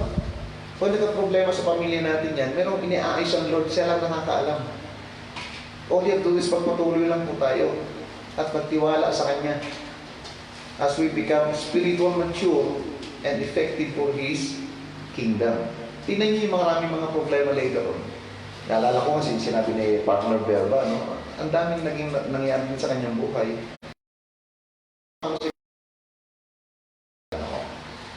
Okay. Even lahat sa atin, ang daming problema dumaan. Kung tayo nagpatuloy na sumunod at tiwala sa Kanya, gagamitin ka talaga ng Panginoon. Amen. Kaya kung pagpapatuloy natin katigasan ng ulo natin, sabi ng Lord, tuloy lang tayo rin. Mari pagpapahinga ka ngayon, pero bubulagayin ka na ng Lord kung gusto kanya niyang gamitin at gusto ka niyang tabasin, at tatabasin ka na talaga niya. Now, ito naman tanong, bakit may mga taong nagre-resist ng brokenness? Why we resist tayo? Ha? Bakit tayo tumatanggi sa brokenness? Alam naman natin, pag brokenness, talagang dudurugin yung katigasan ng ulo natin. Yung bang kukontrain niya yung ayaw natin, yung gusto natin. Okay. Now, are you ready? Because of pride. Right. Yan naman yan, di ba? We want to do it as we please. Okay? Basta gagawin ko yan. Gusto kong gawin. Ano ba sila? Pag sinabi mong pride, magkakasama ko yung arrogance. Pag-arrogante ka.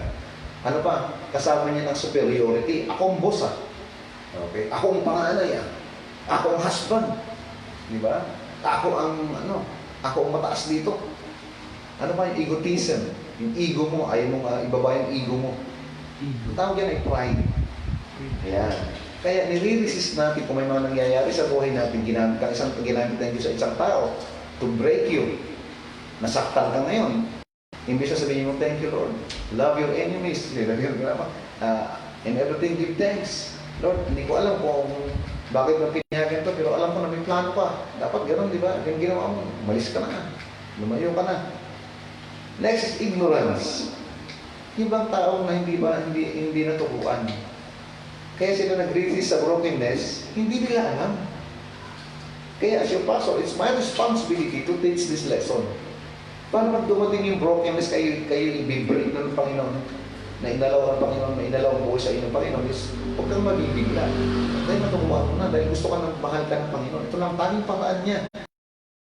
Kahit mabago ka, hubugin ka, ilagay ka sa kanyang kalooban. Pangatlo is fear, yung takot.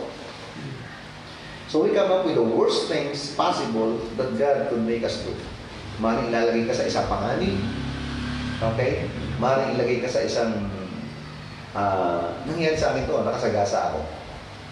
Takot ako nun, sabi ko, nanganap na ako. Sabi ng boss ko, si General Dumlao, stay ka lang dito. Akong bahala sa'yo. Kasi nasa duty kami nun, kasagasa ako. Ayun. Talaga naman yung takot na yun noon, pero yung later on, habang andun ako sa problema yun, patuloy pa rin ako salita ng Panginoon. Nakita ko na sa mga bagay na ginagawa ng Panginoon sa buhay ko. Ikaw ako nanatili sa takot. Wala na nangyari. Ikaw ako'y nanatili sa pride. Ikaw ako'y nanatili sa walang alam, ignorance. Walang mangyayaring brokenness sa buhay ko. So, worldly entanglements, okay? Pag sinabing worldly entanglements is yung confused ka because of ignorance. Okay? Ano pa? People are wrapped up in situation and cannot pull away. Nabalot ka na ng mga halimbawa, napasubo ka na. Yung tinatawag ng worldly entanglements napasubo ka na.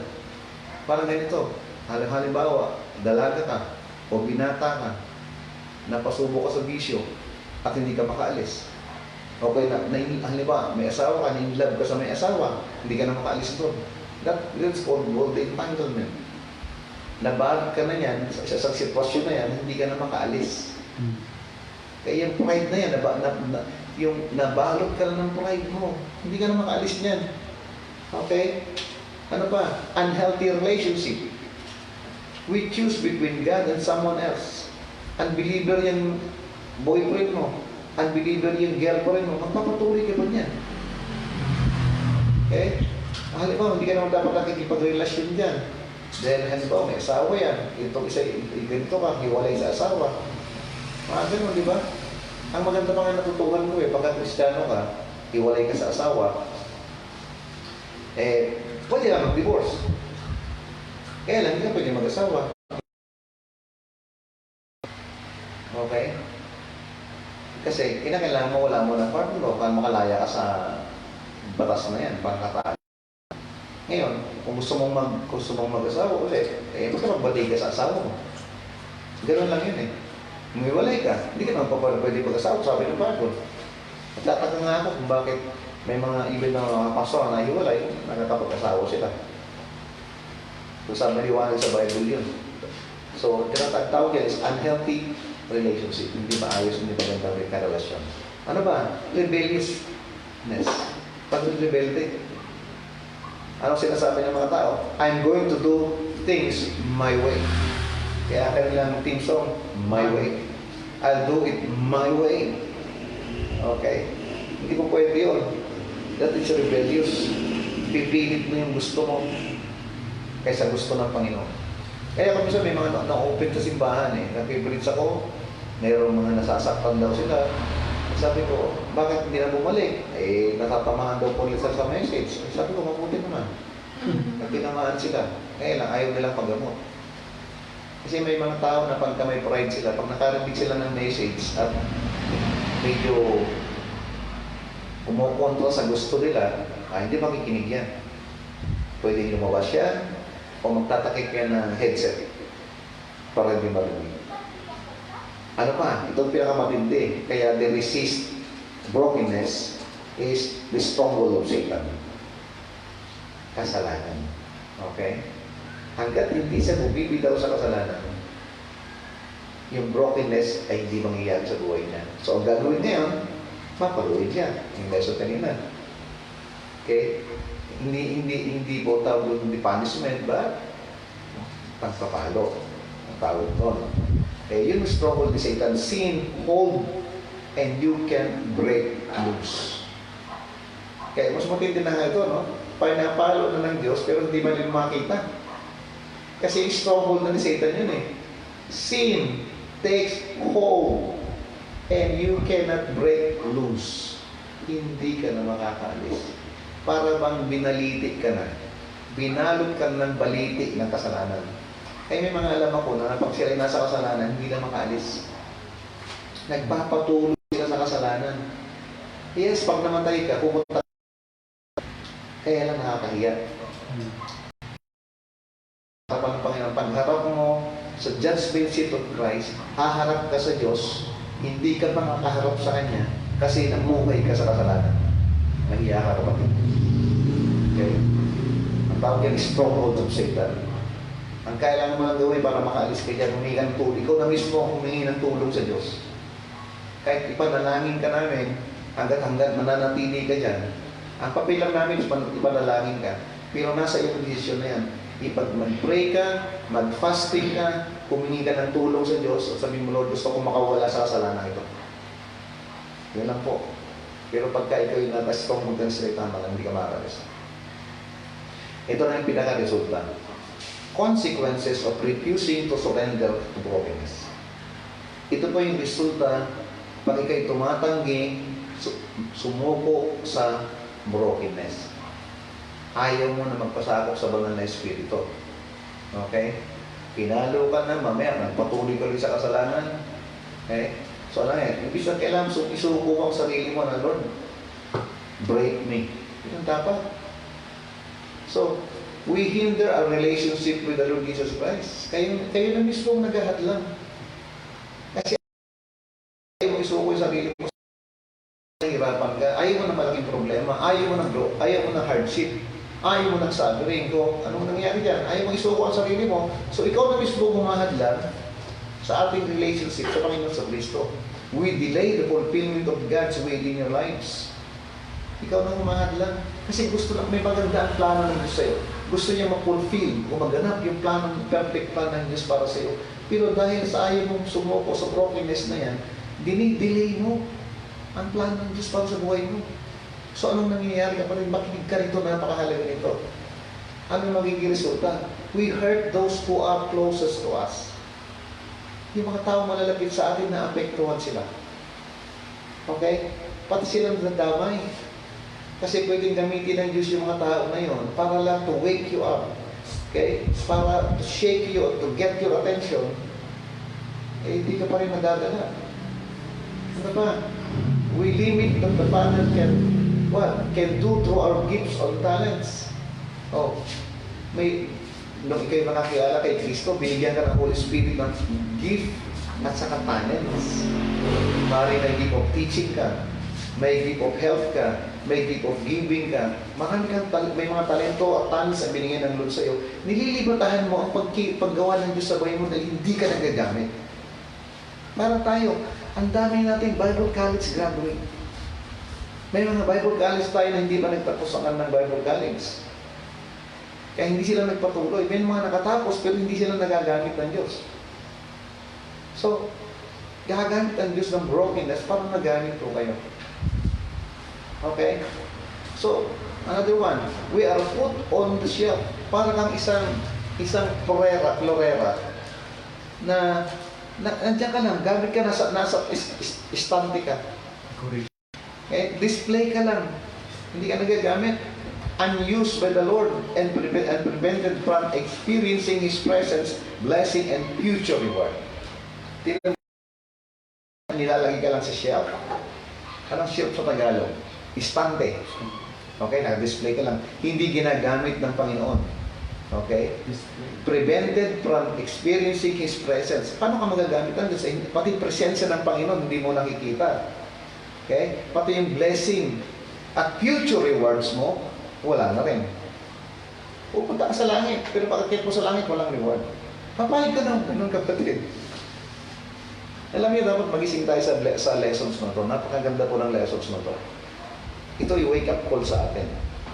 Kaya ngayon, alam mo na ngayon, pag may dumating sa iyong medyo matitinding problema, you say, Lord, I know na ito na yung sinasabi ng lesson namin, ito yung brokenness. Lord, break me. Ito dapat na-attitude natin. Kayo lang nakakakita ng katigasan ng ulo ko. Kayo lang nakakakita ng mga weaknesses ko. Then Lord, itama mo yun. God the Holy Spirit, nagpapasakop ako sa iyo na ikaw ang mamuna sa akin, ikaw ang pumontrol sa akin. Every morning paggising mo. At araw-araw, every moment of the day, every week, every month, every year, buong taon, nagpasakop ka sa Holy Spirit, then I think God is going to broken you at mas mabilis. And God is going to use you. At pag ginamit ka, pag nag-rapture, yung decision mo ngayon will affect your future. Negative decision, negative future. Positive decision, it will affect your positive future. So, nasa yan, kapatid. Okay? So, as conclusion, Amen. what is it in your life that God keeps targeting? Ano yung palaging tinatarget ng Diyos sa buhay mo? Okay? Sa katigasan ng ulo mo, gusto niyo i-break yung self mo, yung katigasan ng ulo mo, will so that you will submit fully to Him. Gusto ng Diyos, ano niya, may tinatarget niya, huwag ka nang umangal, huwag ka nang mag-react. Ang gusto ng Panginoon, magpasakop ko na lang sa Kanya. Amen. Hindi niya magagawang baguhin ka, hindi niya magagawang gamitin ka, hindi makikita ang fruit of the Spirit sa buhay mo, love, joy, peace, long-suffering, meekness, temperance. Hindi makikita yan. Dapat ang isang Kristiyano nagniningning. Dapat ang isang Kristiyano may pagbabago. Amen. Dapat ang isang Kristiyano wala kang masamang tinapay sa ibang tao. Whether yan ay ikaw ay inapil, whether yan ay inaway ka, whether puro negative ang ginawa sa'yo, wala kang iiwanan ni isa man sa isip at puso mo. Kasi ang alam mo, magulong kang patawad, kalimutan, at harapin ang panibagong buhay. So, what is keeping you from being used completely by the Lord? Bakit hindi ka nagagamit? Bakit ibang membro natin, imbis na simba, nawawala pa kayo? Bakit hindi kayo magpagamit? Hindi ka i-break ng Panginoon kasi ayaw mo eh. Ayaw mo na nasaktan ka, ayaw mo na pagsasabihan ka, ayaw mo na ikaw nare-review. Abay, paano ka ma-initiate mo sa sarili mo? So, ibig sabihin, ayaw mong durugin ng Diyos sa matigasan ng ulo mo. So, submit to the process of brokenness. Yan ang papayo ko lang sa'yo. Magbasakop ka sa proseso ng brokenness and allow God to control every area of your life. God owns us. Siya pong nagmamay-ari sa atin. Siya ang may perfectong plano sa atin. Siya ang nakakalam ng ikaliligaya natin. Siya ang nakakalam ng best sa atin. At siya lang makakapagbigay ng best sa buhay natin habang tayo sa mundo ito. Hindi mo mabibili yung joy na yan kahit saan. Hindi mo mabibili yung peace na yan kahit saan. Nasa Diyos lang. Amen.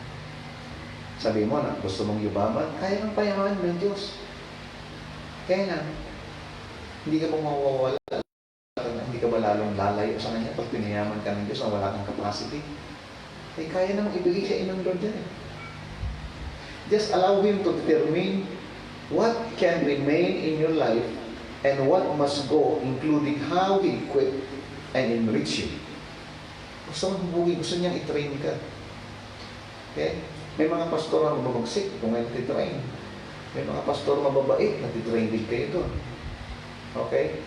Kanya-kanya, kung sino yung pastor nyo, nandiyan ang Holy Spirit na magtitrain sa inyo, sumunod ka lang. Nandiyan ang Word of God, nandiyan lahat dyan. So, allow Him to determine what can remain in your life and what must go. Siya lang pwede mag-alis yan eh. Aalis niya lahat ng balakid para dumaloy ang fruit of the Spirit sa buhay mo. So, payagan niya kung ano yung maiiwanan, kung ano yung aalisin niya.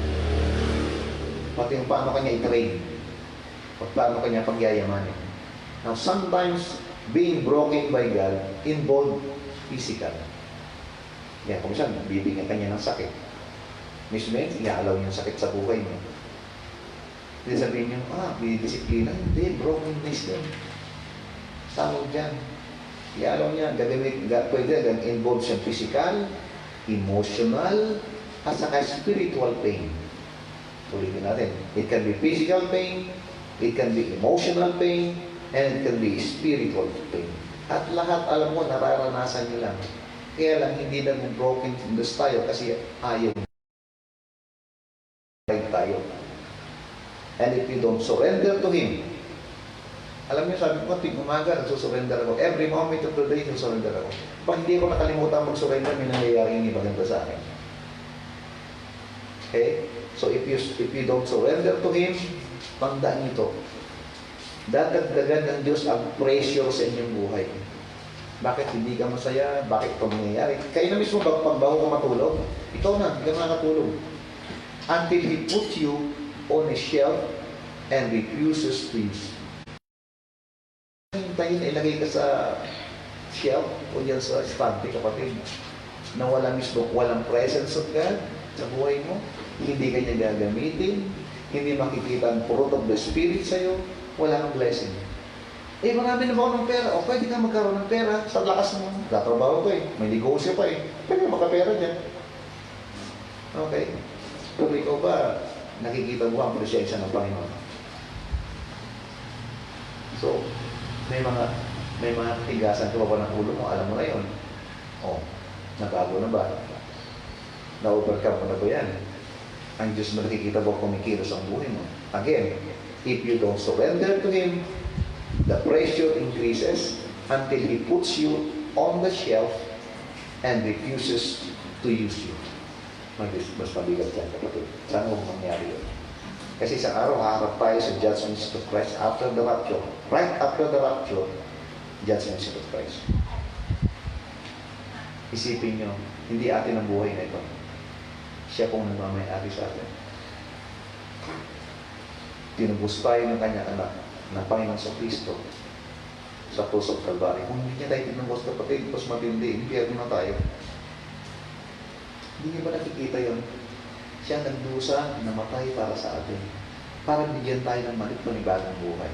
Di ba sabi niya, mamimili ka, diyan? John chapter 10 verse 10, the thief coming to steal, to kill and to destroy. Yan ang John Lord.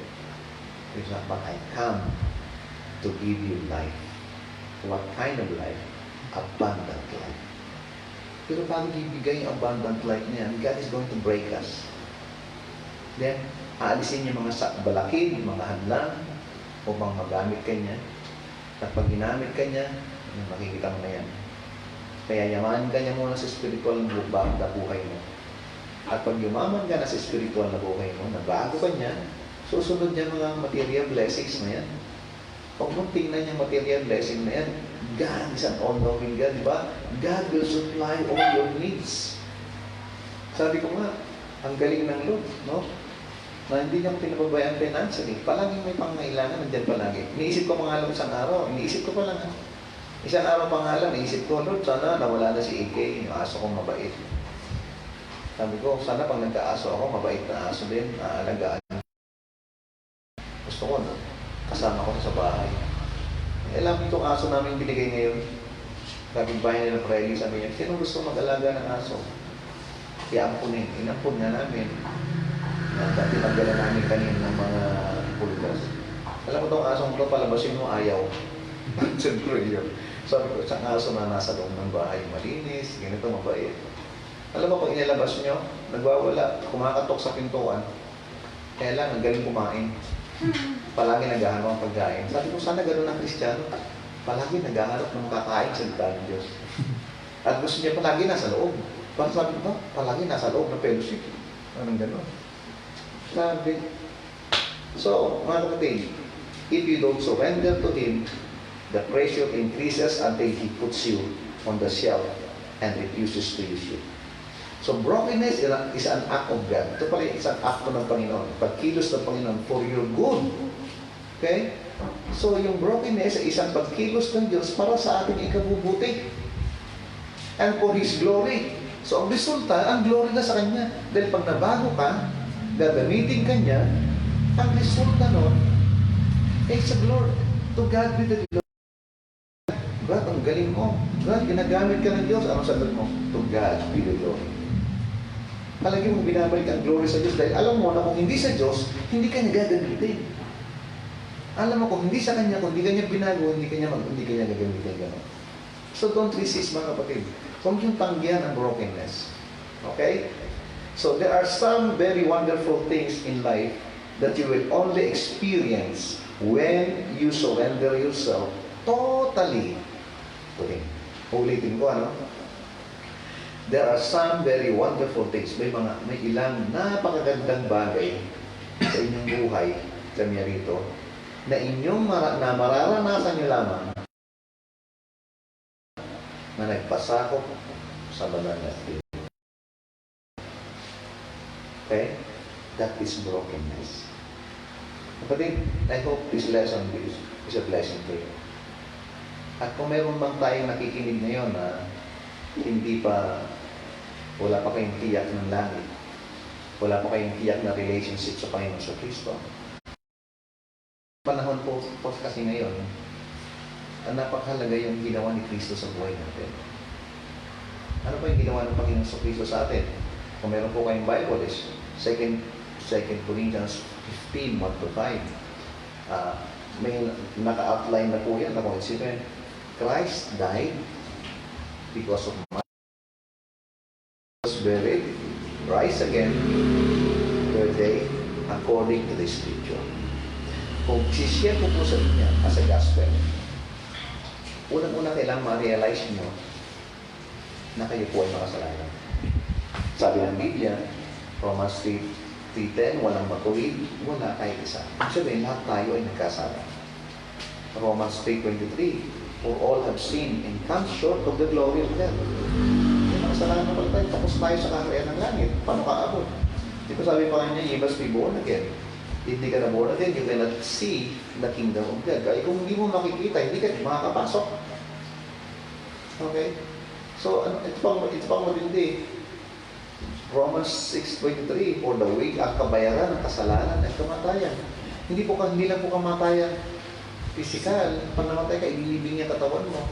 Nahihiwalay ang kaluluwa mo dyan, yung tunay na tayo. Huwag pupunta yan sa impyerno. Yun ang kabayaran ng kasalanan, kamatayan.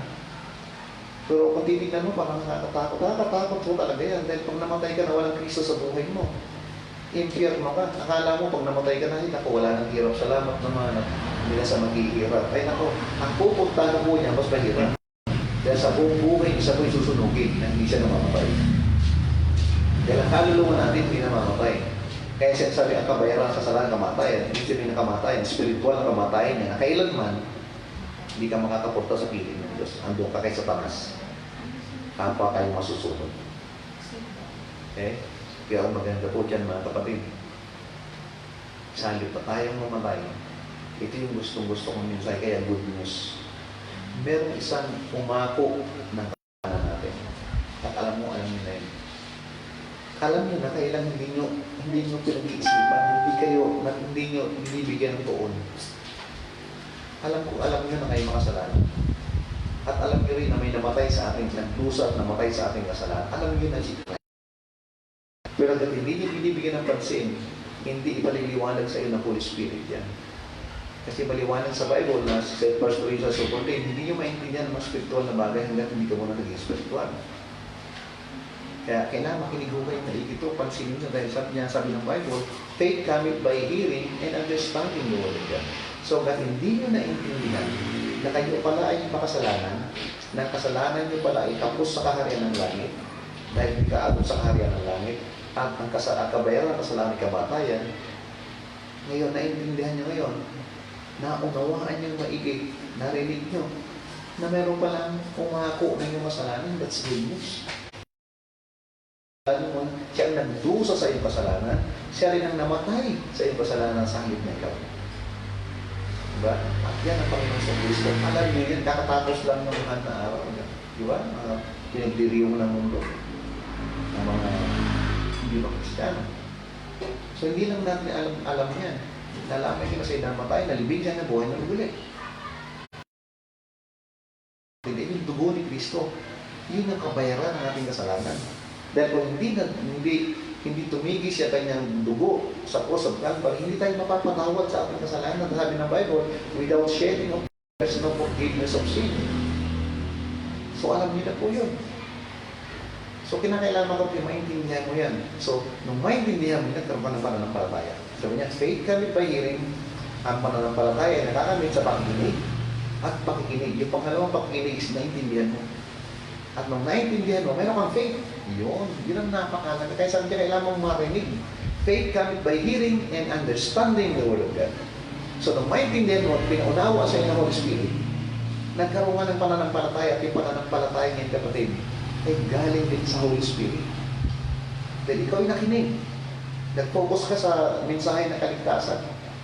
Nakita ng Holy Spirit na ikaw ay interesado, nakinig ka ngayon. Ipinaunawa sa iyo ng Holy Spirit at nagkaroon ka ng binigyan ka ng Holy Spirit ng faith. At nung marinig mo, nagkaroon ka ng faith, pwede ka nang lumapit ngayon. Dahil sabi ng Holy sa inyo, faith is the language of heaven. Ang faith ay yung lingwahe ng langit. At nung sinabi mo, Panginoong Kristo, ngayon ko po nalaman na ako'y makasalanan, na ikaw ay namatay, nagdusang namatay sa krus ng Kalbaryo dahil sa aking kasalanan. Yung Romans 10:13, na sabi kong sasabihin mo sa bibig, kasi naintindihan mo na, may faith ka na ngayon. At ang sinabi mo, by faith, naintindihan ng langit. At ngayon naintindihan ko na ikaw ay namatay, at nagdusa para sa akin, naintindihan ko rin po ngayon, na sa pamamagitan ng dugo mo na nabuhos sa krus ng Kalbaryo, ako'y napatawad sa aking kasalanan. Kaya Panginoon Kristo, sa naintindihan ko yan, nagtitiwala ako sa iyo. I trust you. Pinagkakatiwala ko ang aking future sa iyo, ang aking kinabukasan sa iyo, na alam ko pag ako namatay, ako'y pupunta sa langit. Naniniwala po ko sa lahat ng ginawa mo sa krus ng Kalbaryo para sa akin. Kaya, Panginoon Kristo, nagsisisi po ako sa mga kasalanan ko noon. At ang mga kasalanan ko, ako'y may mga idols ako noon. May mga Diyos-Diyosan ako sa buhay ko. At ang Diyos-Diyosan ngayon, pwede yung asawa mo, trabaho mo, negosyo mo, yung idols mo, yung religion mo. At ngayon ko, tinatalikuran mo po lahat yan, Panginoon sa Kristo. At kayo na ngayon ang aking Panginoon sa buhay ko. At aking tagapagligtas. At pag yan po ang panalangin ninyo, kapatid, manggaling Holy Spirit, sisiyayuan kayo, mananahan sa iyo. At pag nanahan ng Holy Spirit sa iyo, ikaw ay tunay na ligtas. So kahit anong sabihin mo, tinatanggap mo si Kristo. Halimbawa, sabihin mo, gusto mo, may kadalasan gawin, ganito, ano? Gusto mo tanggapin si Kristo? Oo naman. O tinanggap mo, nanalangin pa kayo, na hindi mo naman naintindihan, na hindi pa pasok ang Holy Spirit sa iyo. Hindi mananahan sa iyo Holy Spirit. Yun, dahil naintindihan mo, nagkaroon ka ng pananampalataya at lumapit ka kay Kristo na may pananampalataya. At nanalangin ka, maintindihan ka. Sabi ng Bible, Ephesians 2:11, for by grace are ye saved through faith. Naligtas ka sa pamamagitan ng iyong pananampalataya.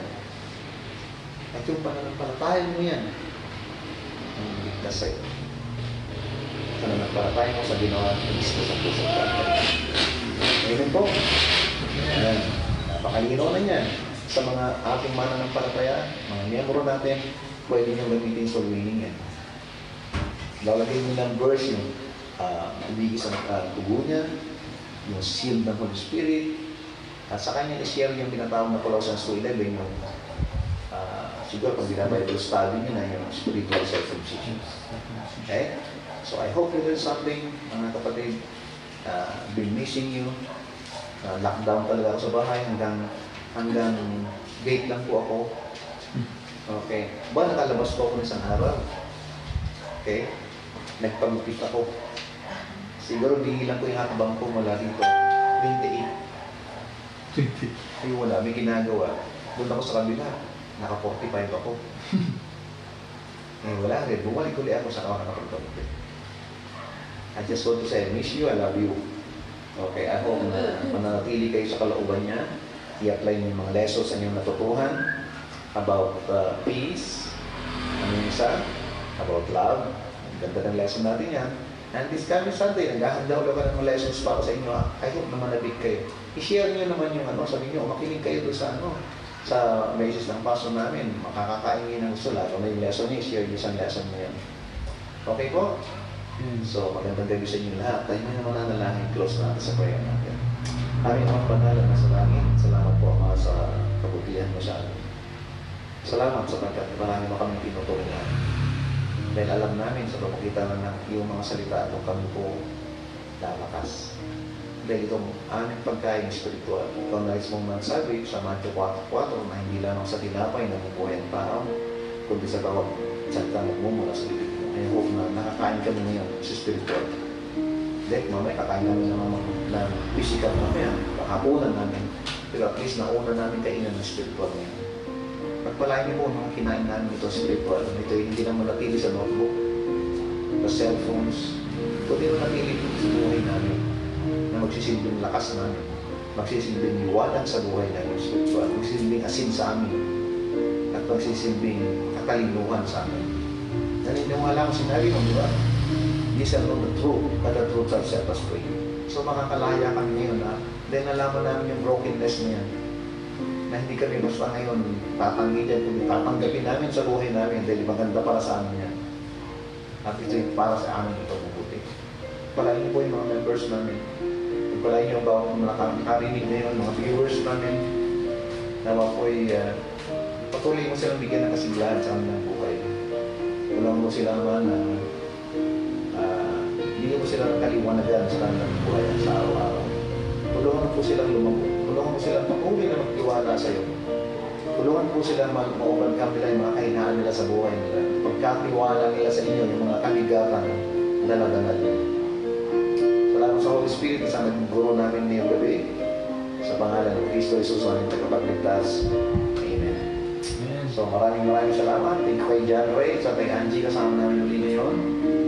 And I hope you enjoy our dinner. I hope you enjoy your dinner too. And continue to be safe. Stay safe. At huwag mo mawala sa kalooban ng Diyos. Kasi habang tayo nasa kalooban niya, yun ang tanging talagang pambihirang protection natin.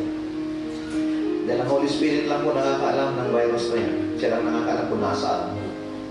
Siya lang din po nakakaalam po para tayo iligtas at para protektahan. Okay, magkita-kita ulit tayo sa Sunday. Okay. Magandang gabi sa inyong lahat. Bye-bye!